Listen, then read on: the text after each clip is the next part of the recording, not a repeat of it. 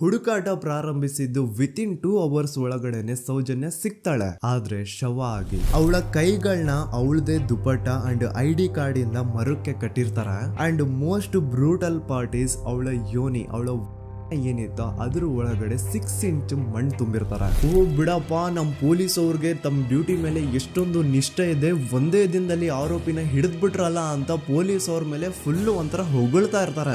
ಆದ್ರೆ ಪಾಪ ಜನರಿಗೆ ಎಲ್ಲಿ ಗೊತ್ತಿತ್ತು ಈ ಕೇಸ್ ನ ರಿಯಲ್ ಆರೋಪಿ ಬೇರೆ ಯಾರೋ ಇದಾರೆ, ಪೊಲೀಸ್ ಅವರೇ ಈ ಕೇಸ್ ನ ಮಿಸ್ಲೀಡ್ ಮಾಡೋದಕ್ಕೆ ಸುಮ್ನೆ ಸಂತೋಷ್ನ ಅರೆಸ್ಟ್ ಮಾಡಿದ್ದಾರೆ ಅಂತ. ಪೊಲೀಸ್ ಅವರು ಈ ಕೇಸ್ ಅಲ್ಲಿ ಕರಪ್ಟ್ ಆಗಿದ್ದಾರೆ, ಪೊಲೀಸ್ ಅವರೇ ಸತ್ಯ ಮುಚ್ಚಿಡ್ಲಿಕ್ಕೆ ಟ್ರೈ ಮಾಡ್ತಿದ್ದಾರೆ. ಹಾಗಾಗಿ ಈ ಕೇಸ್ ನ ಇನ್ಮುಂದೆ ಪೊಲೀಸ್ ಅವರಲ್ಲದೆ CBI ಅವರು ಇನ್ವೆಸ್ಟಿಗೇಷನ್ ಮಾಡಬೇಕು, ಈ ಕೇಸ್ ನ CBI ಒಪ್ಸಿ ಅಂತ ಅಗೇನ್ ಪ್ರೊಟೆಸ್ಟ್ ಗಳು ಸ್ಟಾರ್ಟ್ ಆಗ್ತವೆ. ಸೌಜನ್ಯ ಕೇಸ್ ಒಂದೇ ಅಲ್ಲ, ನಾರಾಯಣ ಹಾಗೂ ಯಮುನಾ ಕೇಸಲ್ಲೂ, ವೇದವಲ್ಲಿ ಕೇಸಲ್ಲೂ, ಆ ಬ್ಯಾಂಕ್ ಮ್ಯಾನೇಜರ್ ನ ಕೇಸಲ್ಲೂ ಹಾಗೂ ಪದ್ಮಲತಾ ಕೇಸಲ್ಲೂ ಸೀದಾ ಡೈರೆಕ್ಟ್ ಡೌಟ್ ಬರೋದೆ ಊರಿನ ಗೌಡ್ರ ಮೇಲೆ. ಸೌಜನ್ಯ ಕೇಸ್ ಬಿಟ್ಟು ಆ ಇನ್ನೊಂದು ಕೇಸ್ ಯಾವುದು, ಅದಕ್ಕೂ ಸಂತೋಷ್ಗೂ ಏನ್ ಸಂಬಂಧ, ಅದ್ರಲ್ಲಿ ಯಾಕೆ ಸಂತೋಷ್ನ ಪೊಲೀಸ್ ಅವರು ಫಿಟ್ ಮಾಡಿದ್ರು ಅಂತ ಪ್ರತಿಯೊಂದು ಹೇಳ್ತೀನಿ.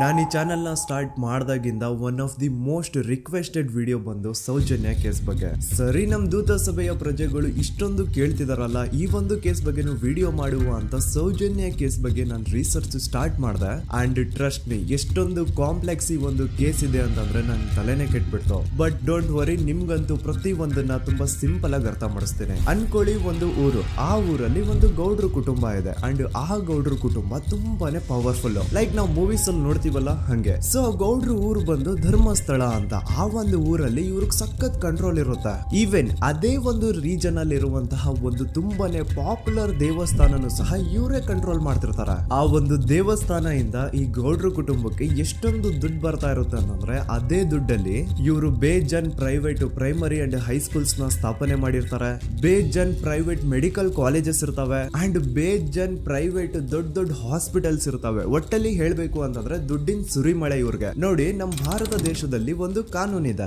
ದ ರಿಲಿಜಿಯಸ್ ಎಂಡೋಮೆಂಟ್ ಆಕ್ಟ್ 1863 ಅಂತ. ಬೇಸಿಕಲಿ ಈ ಒಂದು ಕಾನೂನು ಏನ್ ಹೇಳುತ್ತೆ ಅಂತಂದ್ರೆ, ಭಾರತದಲ್ಲಿ ಯಾವ್ದೆಲ್ಲ ಹಿಂದೂ ಟೆಂಪಲ್ಸ್ ಇದಾವೋ ಅವೆಲ್ಲ ಗವರ್ಮೆಂಟ್ ಪ್ರಾಪರ್ಟಿ. ಆ ಹಿಂದೂ ಟೆಂಪಲ್ಸ್ ನ ಮ್ಯಾನೇಜ್ಮೆಂಟ್ ಎಲ್ಲ ಗವರ್ಮೆಂಟ್ ಕೈಗೆ ಹೋಗಿ ಗವರ್ಮೆಂಟ್ ಡಿಸೈಡ್ ಮಾಡುತ್ತೆ ಆ ಮ್ಯಾನೇಜ್ಮೆಂಟ್ ಅಲ್ಲಿ ಯಾರ್ ಕೆಲ್ಸಕ್ಕೆ ಇರಬೇಕು, ಯಾರ್ ಕೆಲ್ಸಕ್ಕೆ ಇರಬಾರ್ದು, ಅಂಡ್ ಆ ಟೆಂಪಲ್ ಇಂದ ಬರ್ತಿರುವಂತಹ ಡೊನೇಷನ್ ಅಮೌಂಟ್ ನ ಏನ್ ಮಾಡಬೇಕು ಅಂತ. ಸೊ ಈ ಒಂದು ಕಾನೂನಿನ ಪ್ರಕಾರ ಗವರ್ಮೆಂಟ್ ಇಂಡಿಯಾದಲ್ಲಿ ಇರುವಂತಹ ಆಲ್ಮೋಸ್ಟ್ ಎಲ್ಲಾ ಹಿಂದೂ ಟೆಂಪಲ್ಸ್ ನ ತನ್ನ ಕಂಟ್ರೋಲ್ ಅಲ್ಲಿ ತಗೋತಾ ಇರ್ಬೇಕಾದ್ರೆ ಗವರ್ಮೆಂಟ್ ಅಫಿಷಿಯಲ್ಸ್ ಧರ್ಮಸ್ಥಳ ಶ್ರೀ ಮಂಜುನಾಥ ದೇವಸ್ಥಾನಕ್ಕೂ ರೀಚ್ ಔಟ್ ಮಾಡ್ತಾರೆ. ಅಂಡ್ ಆಗ ಇಷ್ಟು ದಿನ ಟೆಂಪಲ್ ನ ಕಂಟ್ರೋಲ್ ಮಾಡ್ತಿದ್ದಂತಹ ಆ ಗೌಡ್ರ ಕುಟುಂಬ ಏನ್ ಹೇಳುತ್ತೆ ಗೊತ್ತಾ, ಇಲ್ಲ ಇದು ಹಿಂದೂ ಟೆಂಪಲ್ ಅಲ್ಲ, ಇದು ಜೈನ್ ಫ್ಯಾಮಿಲಿಗೆ ಬಿಲಾಂಗ್ ಮಾಡುವಂತಹ ಒಂದು ಪ್ರೈವೇಟ್ ಟೆಂಪಲ್ ಅಂತ ಹೇಳ್ತಾರೆ. ನಾನು ಇಷ್ಟು ದಿನ ಧರ್ಮಸ್ಥಳ ಶ್ರೀ ಮಂಜುನಾಥ ದೇವಸ್ಥಾನ ಒಂದು ಹಿಂದೂ ಟೆಂಪಲ್ ಅಂತ ಅನ್ಕೊಂಡಿದ್ದೆ. ಆದ್ರೆ ಈಗಷ್ಟೇ ನನಗೂ ಗೊತ್ತಾಗಿದ್ದು ಇದು ಹಿಂದೂ ಟೆಂಪಲ್ ಅಲ್ಲ, ಇದು ಒಂದು ಜೈನ್ ಫ್ಯಾಮಿಲಿಗೆ ಬಿಲಾಂಗ್ ಮಾಡುವಂತಹ ಪ್ರೈವೇಟ್ ಜೈನ್ ಟೆಂಪಲ್ ಅಂತ. ಸೊ ಹೀಗಾಗಿ ಗವರ್ಮೆಂಟ್ ಅಫಿಷಿಯಲ್ಸ್ ಏನೂ ಮಾಡಕ್ಕಾಗದೆ ಇವತ್ತಿನವರೆಗೂ ಈ ಒಂದು ಧರ್ಮಸ್ಥಳ ಶ್ರೀ ಮಂಜುನಾಥ ದೇವಸ್ಥಾನನ ಒಂದು ಪ್ರೈವೇಟ್ ಟ್ರಸ್ಟ್ ನಡೆಸ್ಕೊಂಡು ಹೋಗ್ತಿದೆ. ಅಂಡ್ ಆ ಪ್ರೈವೇಟ್ ಟ್ರಸ್ಟ್ ನ ಓನರ್ ಯಾರು, ಅದೇ ಗೌಡ್ರ ಕುಟುಂಬ. ನೋಡಿ, ನಾನು ಈ ವಿಡಿಯೋದಲ್ಲಿ ಯಾರ್ದನ್ನು ರಿಯಲ್ ನೇಮ್ಸ್ ನ ಬಳಸ್ತಿಲ್ಲ. ಪ್ರೀವಿಯಸ್ಲಿ ಬೇರೆ ಯೂಟ್ಯೂಬರ್ಸ್ ತಮ್ಮ ವಿಡಿಯೋಸ್ ಅಲ್ಲಿ ರಿಯಲ್ ನೇಮ್ಸ್ ನ ಬಳಸಿದ್ದಾರೆ ಅನ್ನೋ ಒಂದೇ ಒಂದು ಕಾರಣಕ್ಕೆ ಅವ್ರ ವಿಡಿಯೋಸ್ ನ ಡಿಲೀಟ್ ಮಾಡಿಸಿದ್ದಾರೆ. ಸೊ ಅವ್ರ ಜೊತೆ ಆಗಿದ್ದು ನನ್ ಜೊತೆ ಆಗೋದ್ ಬೇಡ, ಸತ್ಯ ಮುಚ್ಚೋಗೋದು ನನ್ಗೆ ಇಷ್ಟ ಇಲ್ಲ. ಹಾಗಾಗಿ ನಾನು ಇಲ್ಲಿ ರಿಯಲ್ ನೇಮ್ಸ್ ನ ಬಳಸ್ತಿಲ್ಲ. ಆದ್ರೆ ನಾನು ಯಾರನ್ನ ಪಾಯಿಂಟ್ ಔಟ್ ಮಾಡಿ ಹೇಳ್ತಿದ್ದೀನಿ ಅನ್ನೋದು ಮಾತ್ರ ನಿಮಗೆ ತುಂಬಾ ಕ್ಲಿಯರ್ಲಿ ಅರ್ಥ ಆಗುತ್ತೆ. Don't worry.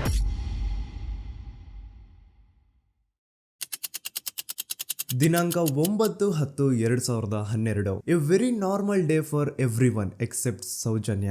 ಧರ್ಮಸ್ಥಳ ಹತ್ರ ಇರುವಂತಹ ಪಂಗಳ್ ಅನ್ನೋ ಒಂದು ಸಣ್ಣ ಹಳ್ಳಿಗೆ ಬಿಲಾಂಗ್ ಮಾಡುವಂತಹ ಸೌಜನ್ಯ ತುಂಬಾನೇ ಒಳ್ಳೆ ಹುಡುಗಿ. SDM ಕಾಲೇಜ್ ಆಫ್ ಉಜ್ರಿಯಲ್ಲಿ 2nd PUC ಓದ್ತಿದ್ದಂತಹ ಇವಳು ತುಂಬಾನೇ ಬ್ರೈಟ್ ಸ್ಟೂಡೆಂಟ್ ಕೂಡ. ಸೊ ಒಂದು ದಿನ ಅಂದ್ರೆ 9 ಅಕ್ಟೋಬರ್ 2012 ಬೆಳಿಗ್ಗೆ 7:30-8 ಗಂಟೆ ಹಾಗೆ ಆಸ್ ಯೂಶುವಲ್ ತನ್ನ ಕಾಲೇಜ್ ಹೋಗೋದಕ್ಕೆ ರೆಡಿ ಆಗ್ತಿರ್ತಾಳೆ. ಅವತ್ತು ಮಂಗಳವಾರದ ದಿನ ಅಂಡ್ ಅವತ್ತು ಲೋಕಲ್ ಫೆಸ್ಟಿವಲ್ ಬೇರೆ ಇರುತ್ತೆ, ಹೊಸ ಅಕ್ಕಿ ಅಂತ. ಈ ಒಂದು ಲೋಕಲ್ ಫೆಸ್ಟಿವಲ್ ದಿನ ಮನೆ ಒಳಗಡೆ ಏನೇ ಅಡುಗೆ ಮಾಡಿದ್ರು ಹೊಸ ಅಕ್ಕಿನೇ ಬಳಸಬೇಕು. ಸೊ ಹೊಸ ಅಕ್ಕಿ ತಂದು ಬ್ರೇಕ್ಫಾಸ್ಟ್ ನ ರೆಡಿ ಮಾಡೋಷ್ಟ್ರಲ್ಲಿ ಸೌಜನ್ಯ ಅವ್ರ ತಾಯಿ ತುಂಬಾ ಲೇಟ್ ಮಾಡ್ತಾರೆ. ಸೊ ಕಾಲೇಜ್ಗೆ ಲೇಟ್ ಆಗ್ತಿದೆ ಅಂತ ಈ ಸೌಜನ್ಯ ಟಿಫಿನ್ ಸಹ ಮಾಡದೆ ಹಾಗೆ ಹೋಗ್ತಾಳೆ. ಅವಳ ತಲೆಯಲ್ಲಿ ಏನಿತ್ತು ಅಂತಂದ್ರೆ, ಹೆಂಗೋ ಇವತ್ತು ಲೋಕಲ್ ಫೆಸ್ಟಿವಲ್ ಬೇರೆ ಇದೆ, ಹಾಗಾಗಿ ಮೇ ಬಿ ಕಾಲೇಜು ಬೇಗ ಬಿಡ್ಬೋದು, ಸೊ ಮಧ್ಯಾಹ್ನ ಡೈರೆಕ್ಟ್ ಮನೆಗೆ ಬಂದು ಊಟ ಬಿಡು ಅಂತ ಅವಳು ಅನ್ಕೊಂಡಿರ್ತಾಳೆ. ಆದ್ರೆ ಕಾಲೇಜ್ ಹೋಗಾದ್ಮೇಲೆ ಗೊತ್ತಾಗುತ್ತೆ ಅವತ್ತು ಅವಳಿಗೆ ಸ್ಪೆಷಲ್ ಕ್ಲಾಸಸ್ ಬೇರೆ ಇದೆ ಅಂತ. ಸೌಜನ್ಯ ಬ್ರೇಕ್ಫಾಸ್ಟ್ ಕೂಡ ಮಾಡಿರಲ್ಲ ಅಂಡ್ ಲಂಚ್ ಬಾಕ್ಸ್ ಕೂಡ ತಂದಿರಲ್ಲ. ಹಾಗಾಗಿ ಲಂಚ್ ಟೈಮ್ ಅಲ್ಲಿ ಸೌಜನ್ಯನ ಒಬ್ಳು ಫ್ರೆಂಡ್ ಜಾನ್ವಿ ತಾನ್ ತಂದಿರುವಂತಹ ಲಂಚ್ ಬಾಕ್ಸ್ ಅಲ್ಲಿ ಒಂದಿಷ್ಟು ಲಂಚ್ ನ ಆಫರ್ ಮಾಡ್ತಾಳ. ಆದ್ರೆ ಸೌಜನ್ಯ ಪರವಾಗಿಲ್ಲ ನೀನ್ ತಿನ್ನು, ನಾನ್ ಮನೆಗೆ ಹೋಗ್ಬಿಟ್ಟು ಊಟ ಮಾಡ್ಕೊಂತೀನಿ ಅಂತ ಹೇಳ್ತಾಳ. ಸುಮಾರು ಮಧ್ಯಾಹ್ನದ 3:45ಕ್ಕೆ ಕಾಲೇಜ್ ಬಿಡುತ್ತೆ. ಸೌಜನ್ಯ ಕಾಲೇಜ್ ಇಂದ ಬಸ್ ಅಲ್ಲಿ ಬಂದು ನೇತ್ರಾವತಿ ಬಸ್ ಸ್ಟಾಪ್ ಹತ್ರ ಇಳ್ಕೋತಾಳ. ಅವಳ ಜೊತೆ ಅವಳ ಕ್ಲಾಸ್ ಮೇಟ್ಸ್ ಅಂಡ್ ಫ್ರೆಂಡ್ಸ್ ಎಲ್ಲ ಇರ್ತಾರೆ. ಸೊ ಅವ್ರಿಗೆಲ್ಲ ಬಾಯ್ ಹೇಳ್ಬಿಟ್ಟು ಸೌಜನ್ಯ ತನ್ನ ಮನೆ ಕಡೆಗೆ ಹೊರಡ್ತಾಳ. ನೇತ್ರಾವತಿ ಬಸ್ ಸ್ಟಾಪ್ ಇಂದ ಸೌಜನ್ಯ ಮನೆಗೆ 20 ಮಿನಿಟ್ಸ್ ನ ವಾಕ್ ಇರುತ್ತೆ. ಮ್ಯಾಕ್ಸ್ ಟು ಮ್ಯಾಕ್ಸ್ 30 ಮಿನಿಟ್ ಹಿಡಿಬಹುದು. ಸೊ ಸೌಜನ್ಯ ನಡ್ಕೊಂಡು ಮನೆ ಕಡೆಗೆ ಹೋಗ್ತಾ ಇರ್ತಾಳೆ. ಒಂದ್ ಸ್ವಲ್ಪ ದೂರದಲ್ಲಿ ಪ್ರಕೃತಿ ಹಾಸ್ಪಿಟಲ್ ಅಂತ ಒಂದಿರುತ್ತೆ. ಅಲ್ಲಿನ ಸೆಕ್ಯೂರಿಟಿ ಗಾರ್ಡ್ ಸೌಜನ್ಯ ನಡ್ಕೊಂಡು ಹೋಗ್ತಾ ಇರೋದನ್ನ ನೋಡ್ತಾನೆ ಕೂಡ. ನಂತರ ಸೌಜನ್ಯ ಒಂದು 10 ನಿಮಿಷ ಹಂಗೆ ಮುಂದೆ ನಡ್ಕೊಂಡು ಹೋಗಾದ್ಮೇಲೆ ಸೌಜನ್ಯಗೆ ತನ್ನ ಮಾವ ಸಿಗ್ತಾರ. ಅವರು ಸೌಜನ್ಯನ ನೋಡಿ ಮಾತಾಡಿಸ್ತಾರೆ. ಯಾಕಮ್ಮ ಕಾಲೇಜಿಂದ ಇಷ್ಟು ಲೇಟ್ ಬರ್ತಿದೀಯಾ ಅಂತ ಕೇಳ್ತಾರೆ. ಆಗ ಸೌಜನ್ಯ ಇಲ್ಲ ಮಾವ, ಕಾಲೇಜಲ್ಲಿ ಸ್ಪೆಷಲ್ ಕ್ಲಾಸ್ ಇತ್ತು, ಹಾಗಾಗಿ ಲೇಟ್ ಆಗ್ಬಿಡ್ತು ಅಂತ ಹೇಳಿ ಒಂದೆರಡು ಮಾತಾಡಿಸಿ ನಂತರ ತನ್ನ ಮನೆ ಕಡೆಗೆ ತಾನು ಹೊರಡ್ತಾಳ. ಈಗ ಆ ಒಂದು ಪಾಯಿಂಟ್ ಇಂದ ಸೌಜನ್ಯಗೆ ತನ್ನ ಮನೆ ಹೋಗ್ಲಿಕ್ಕೆ 10 ನಿಮಿಷ ಬೇಕು. ಮ್ಯಾಕ್ಸ್ ಟು ಮ್ಯಾಕ್ಸ್ 20 ಮಿನಿಟ್ ಅನ್ಕೊಳ್ಳಿ. 3:45ಕ್ಕೆ ಕಾಲೇಜ್ ಬಿಟ್ರೆ ಅರೌಂಡ್ 4:30ಗೆ ಮನೇಲಿ ಇರ್ಬೇಕಾಗಿದ್ದು ಹುಡುಗಿ 6:30-7 ಗಂಟೆ ಆಗಿದ್ರು ಮನೆಗೆ ಸೇರಿರಲ್ಲ. ಸೊ ಮನೇಲಿ ಸೌಜನ್ಯ ಅವ್ರ ತಾಯಿಗೆ ಟೆನ್ಷನ್ ಸ್ಟಾರ್ಟ್ ಆಗುತ್ತೆ. ಏನಪ್ಪ ಈ ಹುಡುಗಿ ಎಷ್ಟೊತ್ತಾದ್ರೂ ಇನ್ನು ಮನೆಗ್ ಬಂದಿಲ್ವಲ್ಲ ಅಂತ. ಸೊ ಅವ್ರೇನ್ ಮಾಡ್ತಾರೆ, ಸೌಜನ್ಯ ಅವ್ರ ತಂದೆ ಕಾಲ್ ಮಾಡ್ಬಿಟ್ಟು ರೀ ಹಿಂಗೆ 3:30-4 ಗಂಟೆಗೆ ಕಾಲೇಜಿಂದ ಮನೆಗ್ ಬರ್ತಿದ್ದಿದ್ ನಮ್ ಹುಡುಗಿ ಇವತ್ತು 7 ಗಂಟೆ ಆದ್ರೂ ಇನ್ನು ಮನೆಗ್ ಬಂದಿಲ್ಲ, ನೀವು ಸ್ವಲ್ಪ ಬೇಗ ಮನೆಗ್ ಬಂದು ವಿಚಾರಿಸಿ ಅಂತ ಗಾಬ್ರಿಲಿ ಹೇಳ್ತಾರ. ಸರಿ ಅಂತ ಸೌಜನ್ಯ ಅವ್ರ ತಂದೆ ಮನೆಗ್ ಬಂದ್ಬಿಟ್ಟು ಸೌಜನ್ಯನ ಫ್ರೆಂಡ್ಸ್ ಕ್ಲಾಸ್ ಮೇಟ್ಸ್ ಯಾರ್ದೆಲ್ಲ ಅವ್ರ ಹತ್ರ ನಂಬರ್ ಇರುತ್ತೋ ಅವ್ರಿಗೆಲ್ಲ ಕಾಲ್ ಮಾಡ್ಬಿಟ್ಟು ಸೌಜನ್ಯ ಬಗ್ಗೆ ಕೇಳ್ತಾರ. ನಮ್ ಹುಡುಗಿ ಏನಾದ್ರೂ ನಿಮ್ ಮನೆಗ್ ಬಂದಿದ್ದಾಳ ಅಮ್ಮ ಅಂತ. ಆದ್ರೆ ಸೌಜನ್ಯನ ಫ್ರೆಂಡ್ಸ್ ಅಂಡ್ ಕ್ಲಾಸ್ ಮೇಟ್ಸ್ ಎಲ್ಲ ಇಲ್ಲ ಅಂಕಲ್, ನಮ್ ಮನೆಗಂತೂ ಸೌಜನ್ಯ ಏನು ಬಂದಿಲ್ಲ, ಅವಳು ಬಸ್ ಸ್ಟಾಪ್ ಇಂದ ಸೀದಾ ನಿಮ್ ಮನೆ ಕಡೆಗೇನೆ ಹೊರಟ್ಲಲ್ವಾ, ಯಾಕೆ ಇನ್ನೂ ಬಂದಿಲ್ವಾ ಅಂತ ಕೇಳ್ತಾರ. ಆಗ ಸೌಜನ್ಯ ಅವ್ರ ತಂದೆ ಇಲ್ಲಮ್ಮ ಬಂದಿಲ್ಲ, ಹಾಗಾಗಿನೇ ಕಾಲ್ ಮಾಡಿರೋದು ಅಂತ ಹೇಳಿ ಕಾಲ್ ಕಟ್ ಮಾಡ್ತಾರ. ದೆನ್ ಸೌಜನ್ಯ ಅವ್ರ ತಂದೆ ಸೌಜನ್ಯ ಅವ್ರ ಮಾವ ಕಾಲ್ ಮಾಡ್ತಾರ. ಅಳಿಯ ಎಲ್ಲಿದ್ಯಾ, ನನ್ ಮಗಳು ಇನ್ನು ಮನೆಗ್ ಬಂದಿಲ್ಲ, ನೀನೇನಾದ್ರೂ ಅವಳನ್ನ ನೋಡ್ದ ಅಂತ ಕೇಳ್ತಾರ. ಆ ಕಡೆಯಿಂದ ಅವರು ಸೌಜನ್ಯನ ಮಾವ ಹೇಳ್ತಾರೆ, ಹ್ಞೂ ನಾನ್ ನೋಡ್ದೆ, 4:15 ಹಾಗೆ ಆ ಹುಡುಗಿ ಕಾಲೇಜಿಂದ ಬರ್ಬೇಕಾದ್ರೆ ನನಗ್ ಕಾಣಿಸಿದ್ಲು, ನಾನ್ ಸ್ವಲ್ಪ ಮಾತಾಡ್ದೆ ಅವಳ ಹತ್ರ, ಅದಾದ್ಮೇಲೆ ಅವಳು ಮನೆ ಕಡೆ ಹೋದ್ಲಲ್ಲ, ಯಾಕೆ ಇನ್ನೂ ಬಂದಿಲ್ವಾ ಅಂತ ಅವರೇ ಉಲ್ಟಾ ಕ್ವಶನ್ ಕೇಳ್ತಾರ. ಈ ಕಡೆ ಸೌಜನ್ಯ ಅವ್ರ ತಂದೆ ಇಲ್ಲ 7 ಗಂಟೆ ಆದ್ರೂ ಮಗು ಇನ್ನು ಮನೆಗ್ ಬಂದಿಲ್ಲ, ನಮ್ಗೆ ಯಾಕೋ ತುಂಬಾ ಗಾಬರಿ ಆಗ್ತಿದೆ, ನೀನೊಂದ್ ಕೆಲ್ಸ ಮಾಡು, ನಮ್ಮವ್ರನ್ನೆಲ್ಲ ಸೇರ್ಸು, ಎಲ್ರೂ ಸೇರಿ ಹುಡುಕುವ ಅವಳನ್ನ ಅಂತ ಸುಮಾರು ರಾತ್ರಿ 7 ಗಂಟೆಯಿಂದ ಹಿಡಿದು 11 ಗಂಟೆವರೆಗೂ ಸೌಜನ್ಯನ ಮನೆಯವರು ಅಂಡ್ ಊರಿನ ಜನ 200-300 ಜನ ಸೇರ್ಕೊಂಡು ಸೌಜನ್ಯನ ಹುಡುಕ್ತಾರೆ. ಆದ್ರೆ ಸೌಜನ್ಯನ ಒಂದು ಸುಳಿವು ಸಿಗಲ್ಲ. ಸೊ ಕೊನೆಗೆ ಸಹಾಯ ಕೇಳ್ತಾ ರಾತ್ರಿ 11 ಗಂಟೆ ಹಾಗೆ ಸೌಜನ್ಯನ ತಂದೆ ತಾಯಿ ಅಂಡ್ ಊರಿನ ಜನ ಎಲ್ಲ ಬೆಳ್ತಂಗಡಿ ಪೊಲೀಸ್ ಸ್ಟೇಷನ್ ಹತ್ರ ಹೋಗ್ತಾರ. ಅಲ್ಲಿ ಪೊಲೀಸ್ ಅವ್ರ ಹತ್ರ ಕಾಲೇಜ್ ಹೋಗಿದ್ ನಮ್ ಹುಡುಗಿ ಇಷ್ಟೊತ್ತಾದ್ರೂ ಇನ್ನು ಮನೆಗ್ ಬಂದಿಲ್ಲ, ಎಷ್ಟು ಹುಡುಕಿದ್ರು ಸಿಗ್ತಾ ಇಲ್ಲ, ಸೊ ಪ್ಲೀಸ್ ಒಂದು ಮಿಸ್ಸಿಂಗ್ ರಿಪೋರ್ಟ್ ನ ಫೈಲ್ ಮಾಡಿ ನಮ್ ಹುಡುಗಿನ ಹುಡುಕೊಡಿ ಅಂತ ಕೇಳ್ಕೊತಾರ.